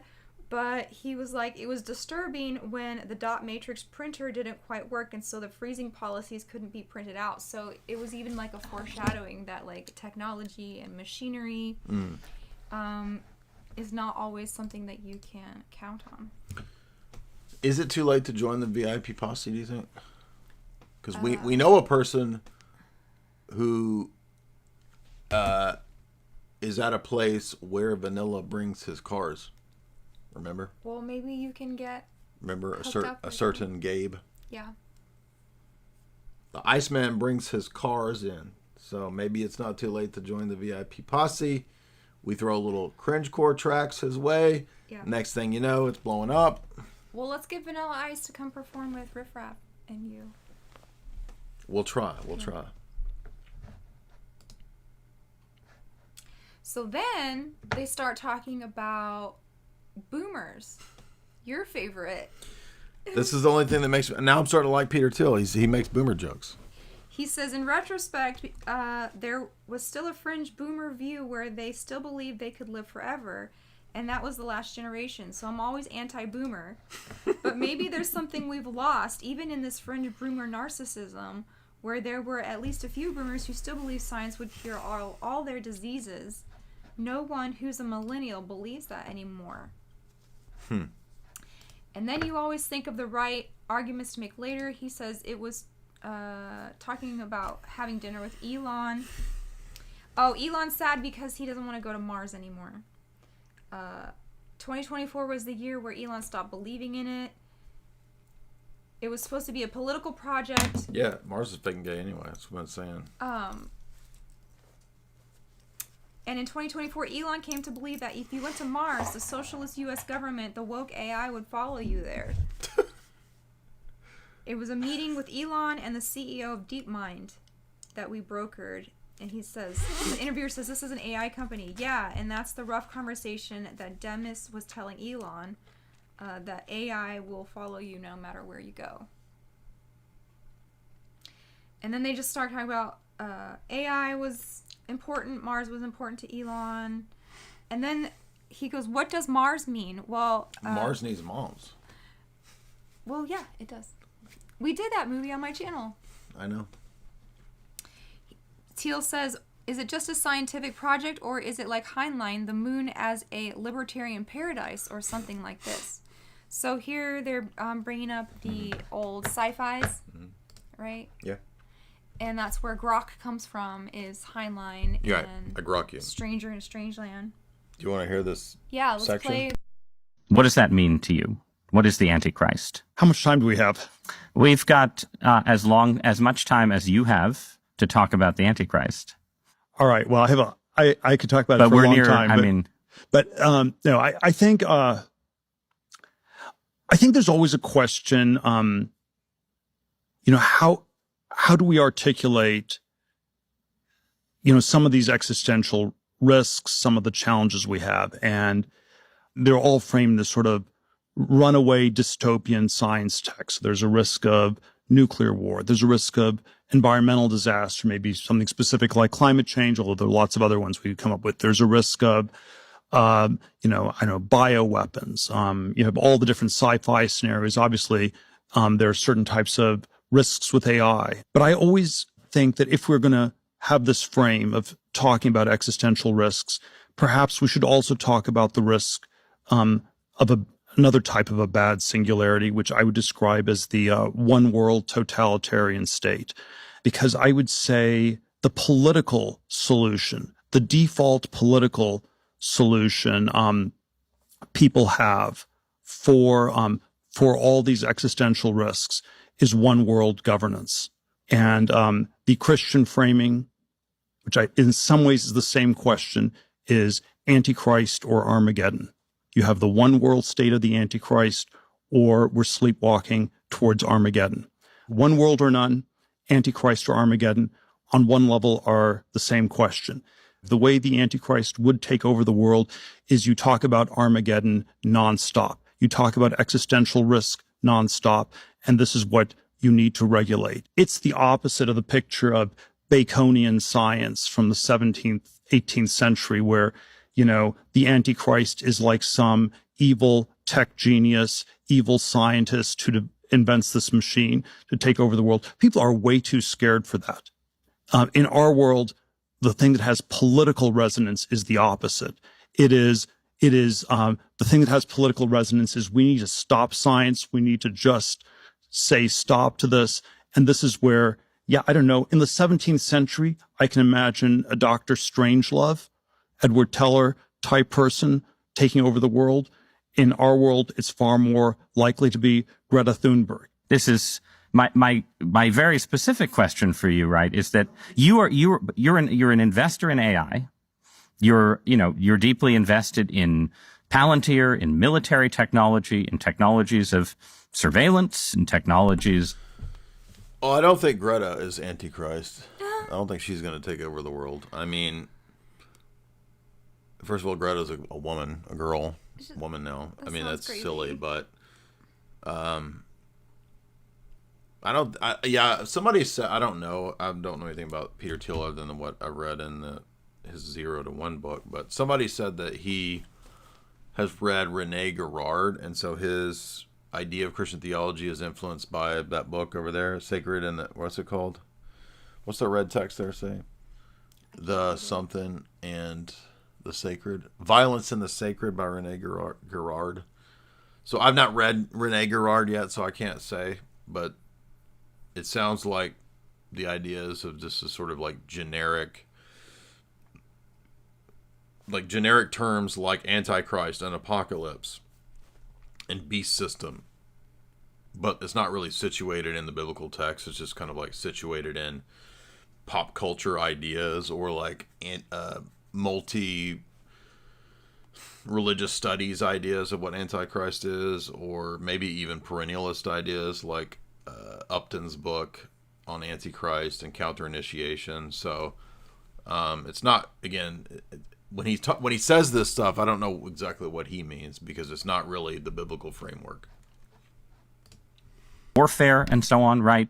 And it just seems to me that when you tell me a story about the Antichrist coming to power and using the fear of technological change to sort of impose order on the world, I feel like that Antichrist would maybe be using the tools that you were building, right? Like, wouldn't the Antichrist be like, great, we're not going to have any more technological progress, but I really like what Palantir has done so far, right? Yeah, I mean, isn't that a concern? Wouldn't that be the irony of history would be that the man publicly worrying about the Antichrist accidentally hastens his or her arrival?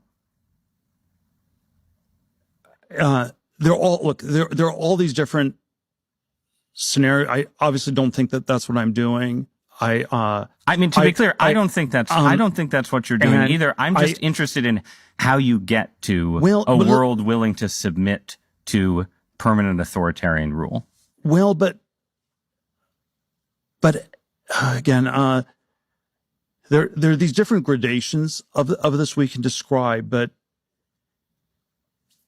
is this so preposterous that the entire world has submitted for 50 years to peace and safetyism. This is 1 Thessalonians 5:3. The slogan of the Antichrist is peace and safety, and we've submitted to, the FDA regulates not just drugs in the U.S., but de facto in the whole world, because the rest of the world defers to the FDA. The Nuclear Regulatory Commission effectively regulates nuclear power plants all over the world. People, you can't design a modular nuclear reactor and just build it in Argentina. They won't trust the Argentinian regulators. They're going to defer to the U.S. And so it's at least a question. So he seems to be framing it like a libertarian would, that Antichrist will be this sort of universal collective government control. And so individual-minded, ANCAP libertarian people that are not collectivists, therefore wouldn't be building or participating in a beast system. So, but I don't think that it doesn't follow from that just because you're sort of libertarian or anti-collectivist that you wouldn't be or couldn't be participating in the beast system. I mean, they don't even seem to recognize that Antichrist is not a woman. But, and then this is the next section. You would prefer the human race to endure, right? You're hesitating. Yeah, well, yes? I don't know. I would. This is a long hesitation. This is a long hesitation. There's so many questions implicit in Should this. the human race survive? Yes. Okay. But I also would I also would like us to radically solve these problems. Right. And so, it's always, I don't know, transhumanism is this, the ideal was this radical transformation where your human natural body gets I will say I wasn't expecting him to start quoting 1 Thessalonians. That surprised me, because I thought he was not situating any of this in terms of the text. I still don't think he is, in terms of the book of Revelation, but it was odd that he cited Thessalonians. Formed into an immortal body.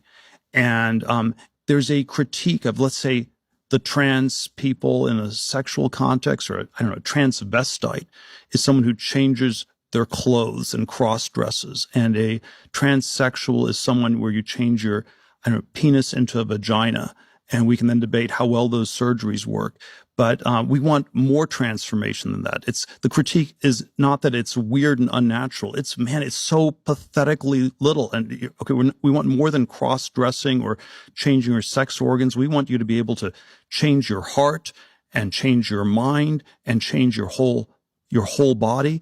And then Orthodox Christianity, by the way, the critique Orthodox Christianity has of this is these things don't go far enough. Like that transhumanism is just changing your body, but you also need to transform your soul, and you need to transform your whole self. And so, right. But the other, wait. I generally agree with what I think is your belief, that religion should be a friend to science and ideas of scientific progress. I think any idea of divine providence has to encompass the fact that we have progressed and achieved and done things that would have been unimaginable to our ancestors. But it still also seems like, the promise of Christianity in the end is you get the perfected body and the perfected soul through God's grace. And the person who tries to do it on their own with a bunch of machines is likely to end up as a dystopian character. Well, it's... Let's articulate this. And you can have a heretical form of Christianity, that says something else. I don't know. I think the word nature does not occur once in the Old Testament. And so, if you and there is a word a sense in which the way I understand, the Judeo-Christian inspiration is, it is about transcending nature. It is about overcoming things. So Christianity is an allegory for transhumanism. It's a way to speak through mythological language about the hope and the promise of technology giving immortality and thus transcending nature. I mean, there would be an equivalent Hebrew term for nature. So I'm not sure what he means by that. The thing you can say to nature is that people are fallen, and that's the natural thing in a Christian sense, is that you're messed up. And that's true. No, see, that's the Calvinist view. Nature is what God created. It's the things that are what they are due to being created and being given natures by God. So the divine nature is uncreated, and then everything else has a created nature and is, according to Genesis, good. It is good by nature. So I think that what we got here is just an attempt to read Christianity as some sort of myth of the gods, anticipating the ability of technology to give us the secrets of, immortality through mastering nature. The interviewer in the text, he says, he goes on to say, working to build the hypothetical machine god, don't think that they're cooperating with Yahweh Jehovah, the Lord of hosts. Thiel says, sure. And the guy says, they think that they're building immortality on their own, right? And Thiel says, we're jumping around a lot of things. So again, the critique I was saying is they're not ambitious enough. From a Christian point of view, these people are not ambitious enough. Then we get into the question, well, are they?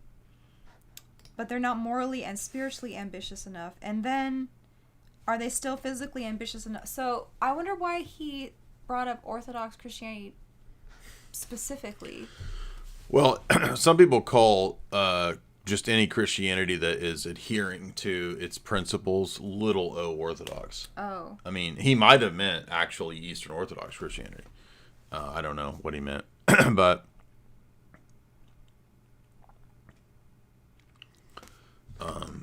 that's a good question. I'm not sure in what sense. But now I've heard of this Ross Douthat guy, but I don't know who he is. Does anybody know who he is?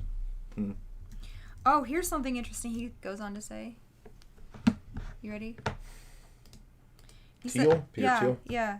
He said, I had a conversation with Elon a few weeks ago. He said, we're going to have 1 billion humanoid robots in the U.S. in 10 years. And I said, well, if that's true, you don't need to worry about the budget deficits because we're going to have so much growth. All the growth will take care of this.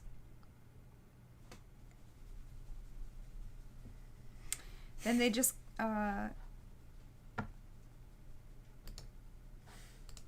start talking about how these things aren't really thought through. Like, what are we going to do? But, there's some ways that, with God's help, you are supposed to transcend that and overcome that.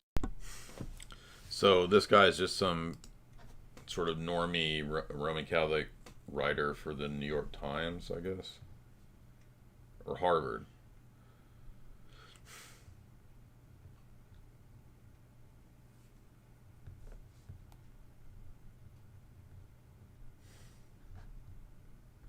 So he's the normie conservative, supposedly, I guess, to interview and to give pushback against Peter Thiel. I don't know. So let's get then to the Lanier book.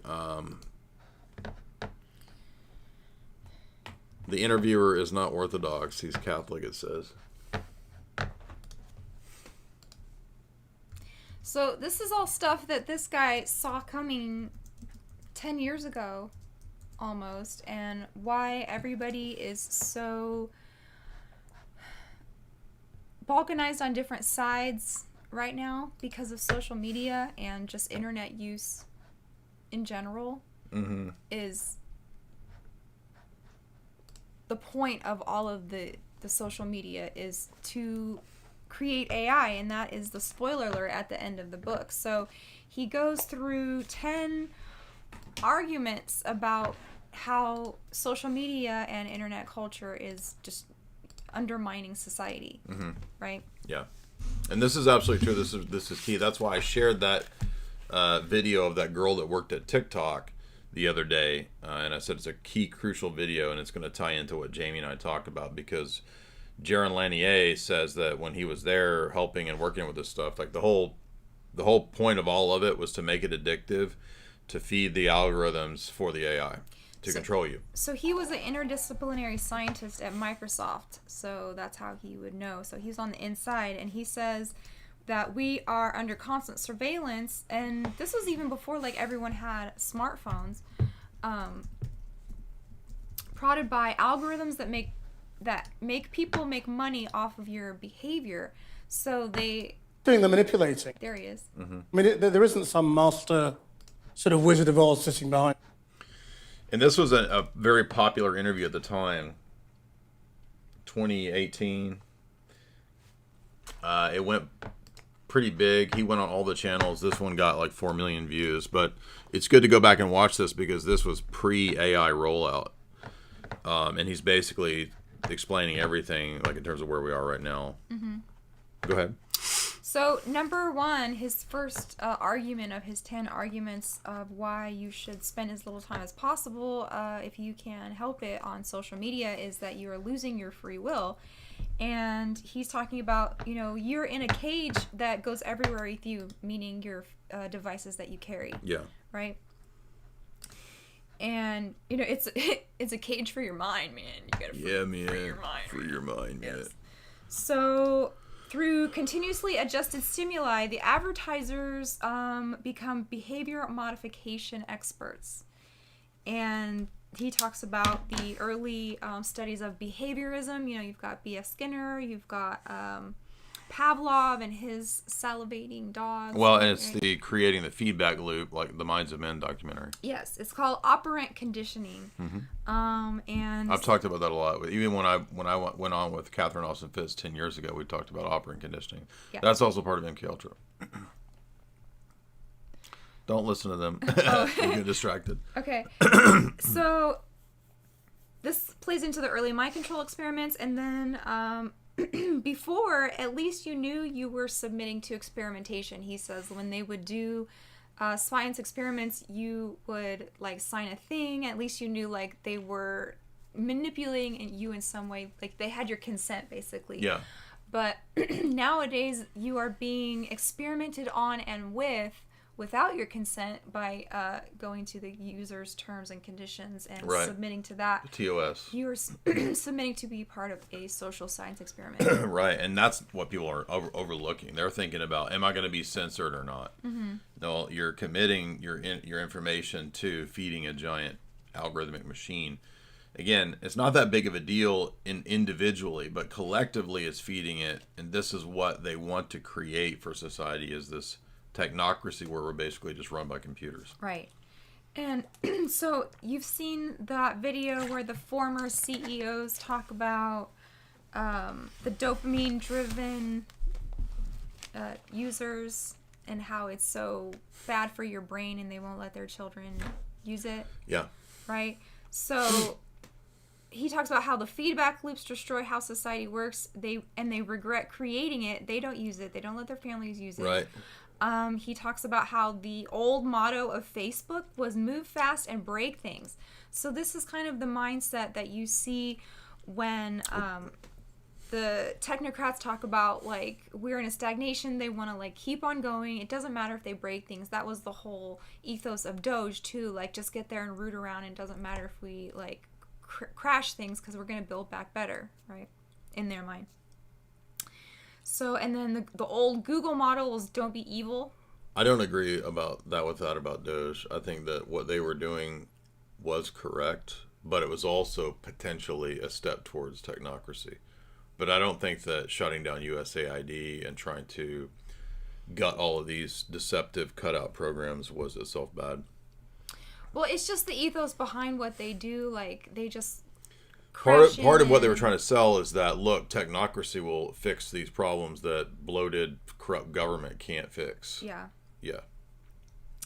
Then he starts talking about how, so all of these things are so addictive, and then the different habits of addicts and what they do, so they tend to be more liars, they tend to be more isolated, they gradually lose touch with the real world, and so that's where you get people saying that we're elves and we're monsters and we're Lord of the Rings and we're D&D and I want to switch my body out with a anime cartoon or whatever. I'm more of a Witch King of Angmar myself, but you can be an elf. I'm like a mermaid. You're more of an elf. I'm a magic elf. No, mermaid. you're like who's that elf they made up for The Hobbit? The girl from Lost. Oh yeah. Kate from Lost. Uh-huh. You're more of an elf like her. Okay, I'll take it. I'm more of a Witch King of Angmar. So, yeah, you're losing touch with reality. You're starting to think that elves are real, and if you grow up with enough of this in your mind, that's how you become. Yeah, you thinking think that you live in a simulation. You think that the virtual is reality. Yes, and that reality is a simulation, and we can just mess around and do whatever we want. Like Grimes talked about, like, I can be a villain because none of this is real. It doesn't really matter. It's just a simulation, right? So he talks about it's not always about pleasure on social media, but it's also about punishment and negative reinforcement, which is rage bait. So this is all prep for social credit. Mm-hmm. And social credit score and control. And so the social media isn't it's two things at once. It's the pleasure and the pain that you get from the dopamine spike, and then the rage bait brings out your anger. And he calls the whole thing the bummer machine.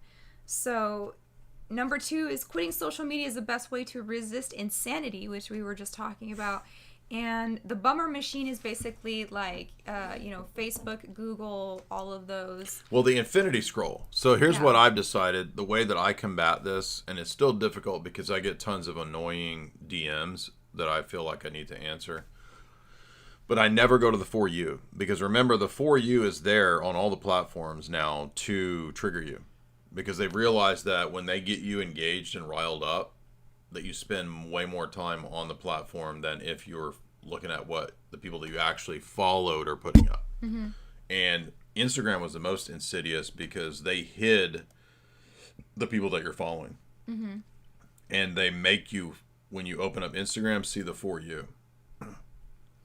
And so you have to literally go in there and find and click to change it to follow who you're actually following. Yeah. Otherwise, it's just automatically the For You on purpose to trigger you. It's for you to get mad at. Exactly. Right. That's what Lanier is talking about. And then let's go ahead and get to the end of this with the revelation of it being a cult. Okay, yeah. So the bummer stands for behaviors of users modified and made into an empire for rent. So it's like your mind is the product. So what do they say? If something is free, then you're the product. The algorithm is studying you and then putting the algorithm into you so that you become a robot. Exactly. That's it. That's the whole thing. Well, not only that, like on the way to you becoming a robot, you become an asshole in the meantime. Well, that's the demoralizing to make you become part of the Borg. Because he already called it that the assholes get the most attention. He calls it attention acquisition leading to asshole supremacy. See, what's the problem? I'm the meanest man on the internet. This is my world, baby. I'm the oligarch that's going to be running shit because I'm just so mean. So being an asshole is incentivized. Attention equals currency, and if you can make the most people mad, that's it's the meanocracy. So he talks about cramming content, directing behavior, earning money for letting the worst assholes in society secretly screw with everyone else. I don't think he's talking about us. That's me. This is the meanocracy.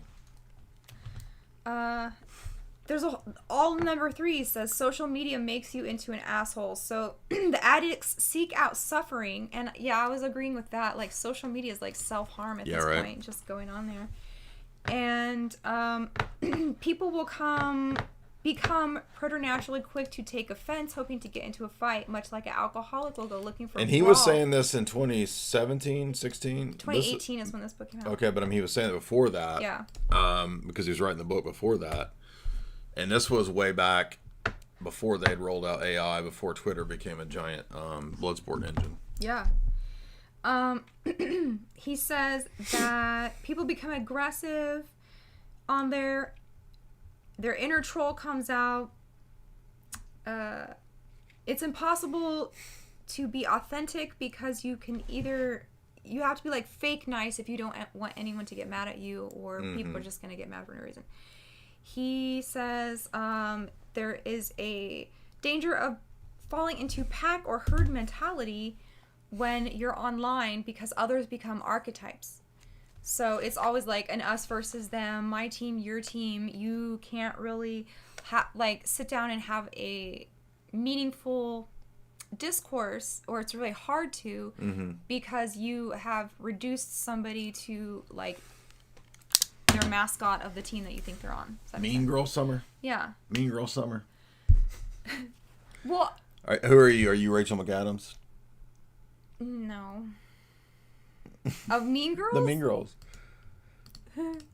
Or are you No, I'd probably be the black girl? the weird Stacy. Is arty that girl. Stacy Dash? No. Who's the black girl in Clueless? Oh, Clueless, yeah, Stacey Dash. Okay. It says. Hold on. What? Daniel Lewis, $10. Jay, I know that it took you many years to convert to Orthodoxy. What were some of the topics or practices that took time to accept, and how did you come to accept them? A lot of it was not any practices, just getting rid of all the Thomism and Augustinian theology was a big part of it. And just problems with people at the local church was the main issues. Well, so yeah, reducing people to archetypes that you can then fight with because you believe that they are opposing you.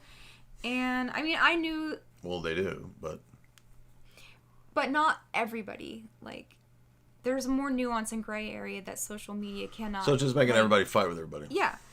It also makes what you say meaningless because it removes context, nuance, audience, and accountability. Well, it also is an infinity scroll, and it goes away, and nobody remembers what you said 2 days ago. So it's all kind of like worthless. Well, not only It's that, the cheapening of discourse. That's why print is better. AI is looking so real. You're not going to know what's real in the future. Like, Yeah, that's already where we're at with a crisis of what's real. yeah. So he even said this back then. Bummer's making everyone fake. I mean, even all these accounts that are huge turned out to be fake. A lot of the red. Yeah, you were saying the trad wife accounts were getting it.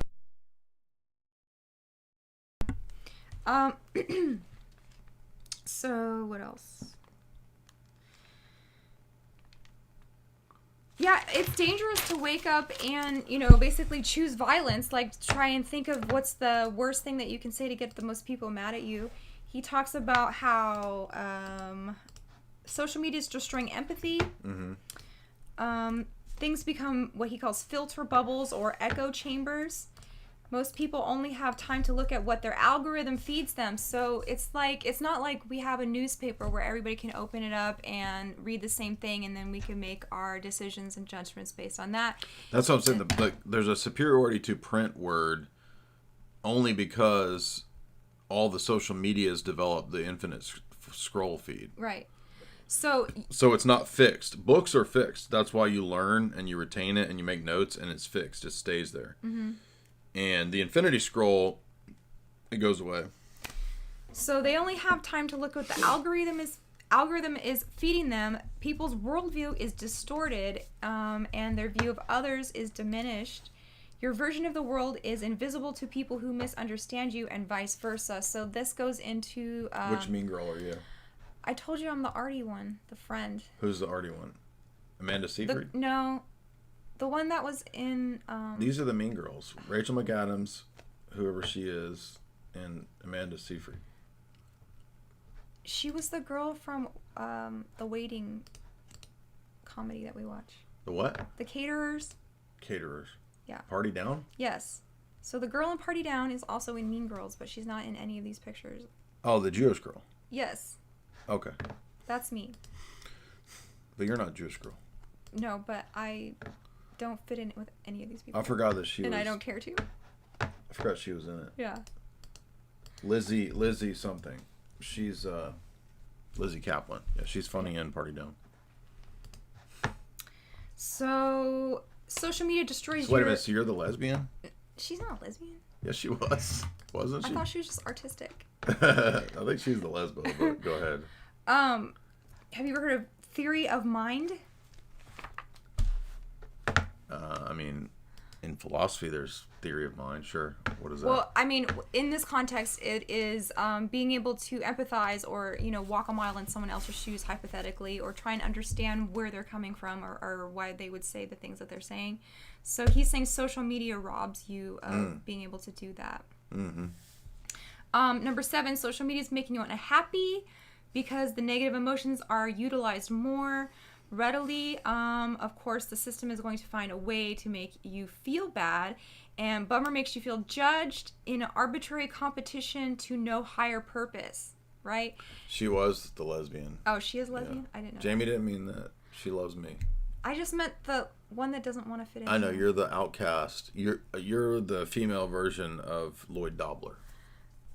Okay. Because Lloyd Dobler doesn't fit in. Whichever one was homeschooled and doesn't give a crap about being popular. So you're saying you're a Jewish Kabbalistic sorceress. Exactly.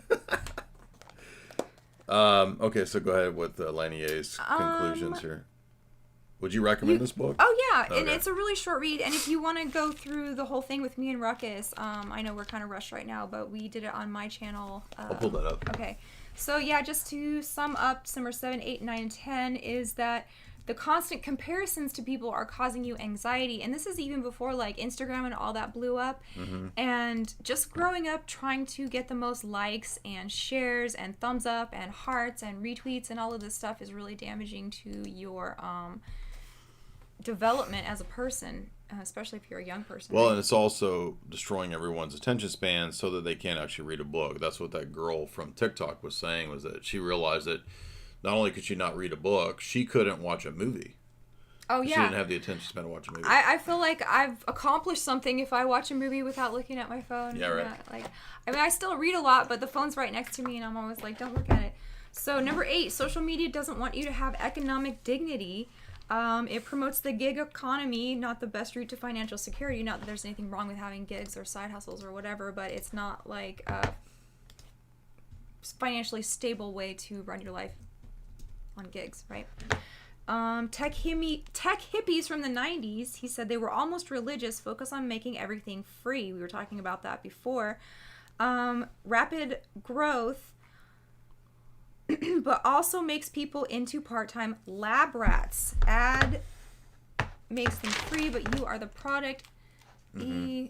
Advertising morphed into mass behavior modification. He talks about social media makes politics impossible because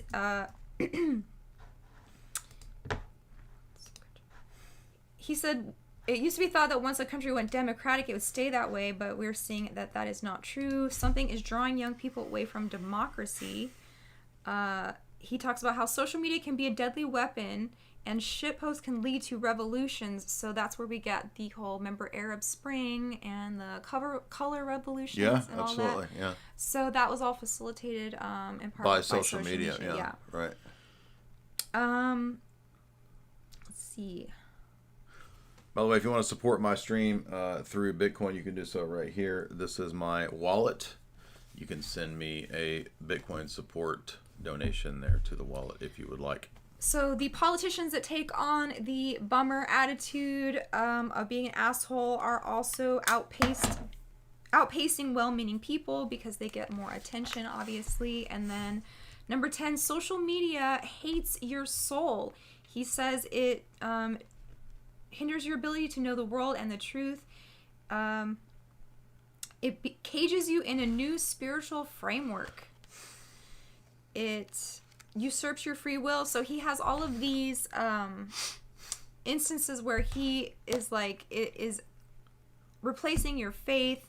It's becoming a religion. Then he talks about AI and the Silicon Valley people. This is the key point, was that the conclusion of the book is that in Silicon Valley, they've already, according to him, come up with the idea that they will essentially create a pseudo-religion around this. Here's the crux of it. One of the reasons that Bummer works the way it does is that engineers working at Bummer companies often believe that their top priority and among top priorities isn't serving present-day humans, but building the artificial intelligence that will inherit the earth. The constant surveillance and testing of behavior modification in multitudes of humans is supposedly gathering data that will evolve into the intelligence of future AIs. One might wonder if AI engineers believe that manipulating people will be AI's purpose. The big tech company are publicly committed to extravagant AI race. This is Project Stargate now. That they often prioritize above all else. It's completely normal to hear an exec from one of the biggest companies in the world talk about the possibility of a coming singularity when AIs will take over. This is like at the very last pages of the book. So he saved all of this bombshell for, like, you know, the last chapter and the last afterword, talking about how Silicon Valley worships AI, and what I just read, that all of this social media is to facilitate when AI will inherit the earth. There is a NATO document that I've shared many times about that trolling would be used and how it's used even in PSYOPs. So to Theocracy Enjoyer, who's asking the question in the chat, how is shit posting PSYOPs, and how could it spur a revolution? Let me see if I can find that.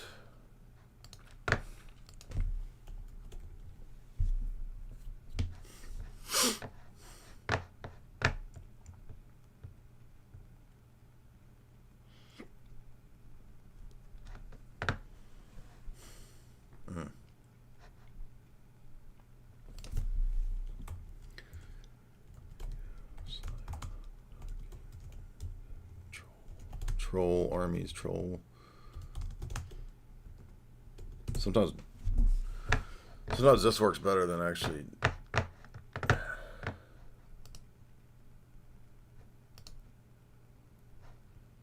Oh, I found it. There we go. Can't believe I found this. Okay, let me re-share this, and then we'll see it over here.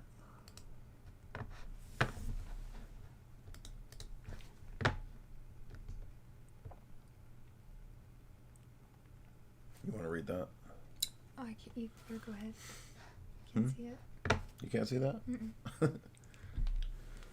The role of emotions in the digital realm, what allows the digital industries and their customers to distinguish individuals, crowd, and redefine personalization, etc., etc. It talks about social media becoming perfect for polarization, and the more anger spreads, the more users are susceptible to becoming trolls. And this is talking about the effect that social media has on emotions. And this is from the NATO Cognitive Warfare PSYOPs document that I've lectured through and shared many, many times. Simon Footer sends $2 New Zealand salt shaker. I didn't know you could send a salt shaker. Shake it like a salt shaker. Shake it like a salt shaker.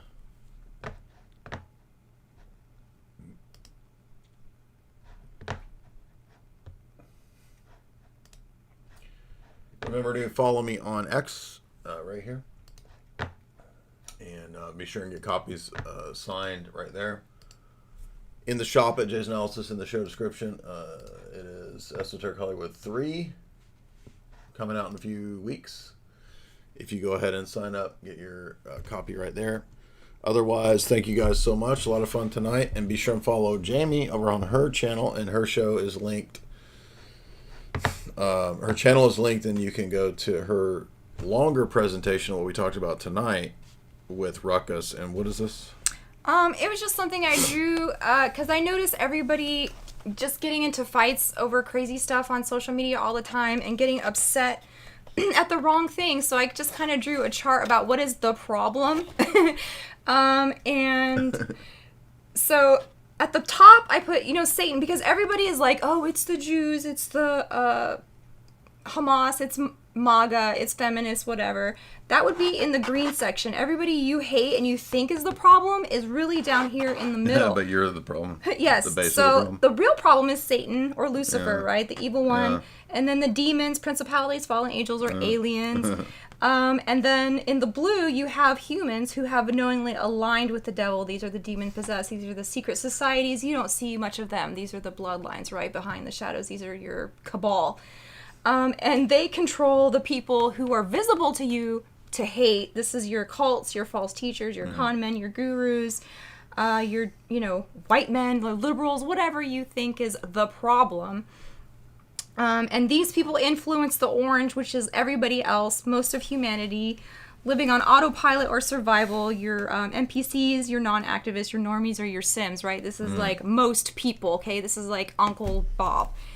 And then at the bottom is you yourself. So in, our worldview, the problem is you. You don't attack the middle of the pyramid, the green. You bypass all of this and attack Satan. But the only way you can do that is working on the evil within you and being humble. And this is the part we never stop doing. So we are trying to attack the orange and the green levels. And one of the key ways to do that in our day is to either get off of social media or completely severely limit your exposure to it. Yeah. And if you want the whole full breakdown with me and Ruckus, that is over on my channel. And I also got the member section set up on my channel, and there's about 4 or 5 videos up already. So go take a look at Defense Against the Dark Arts. Go join Jamie's channel to become a member, and everybody have a good night.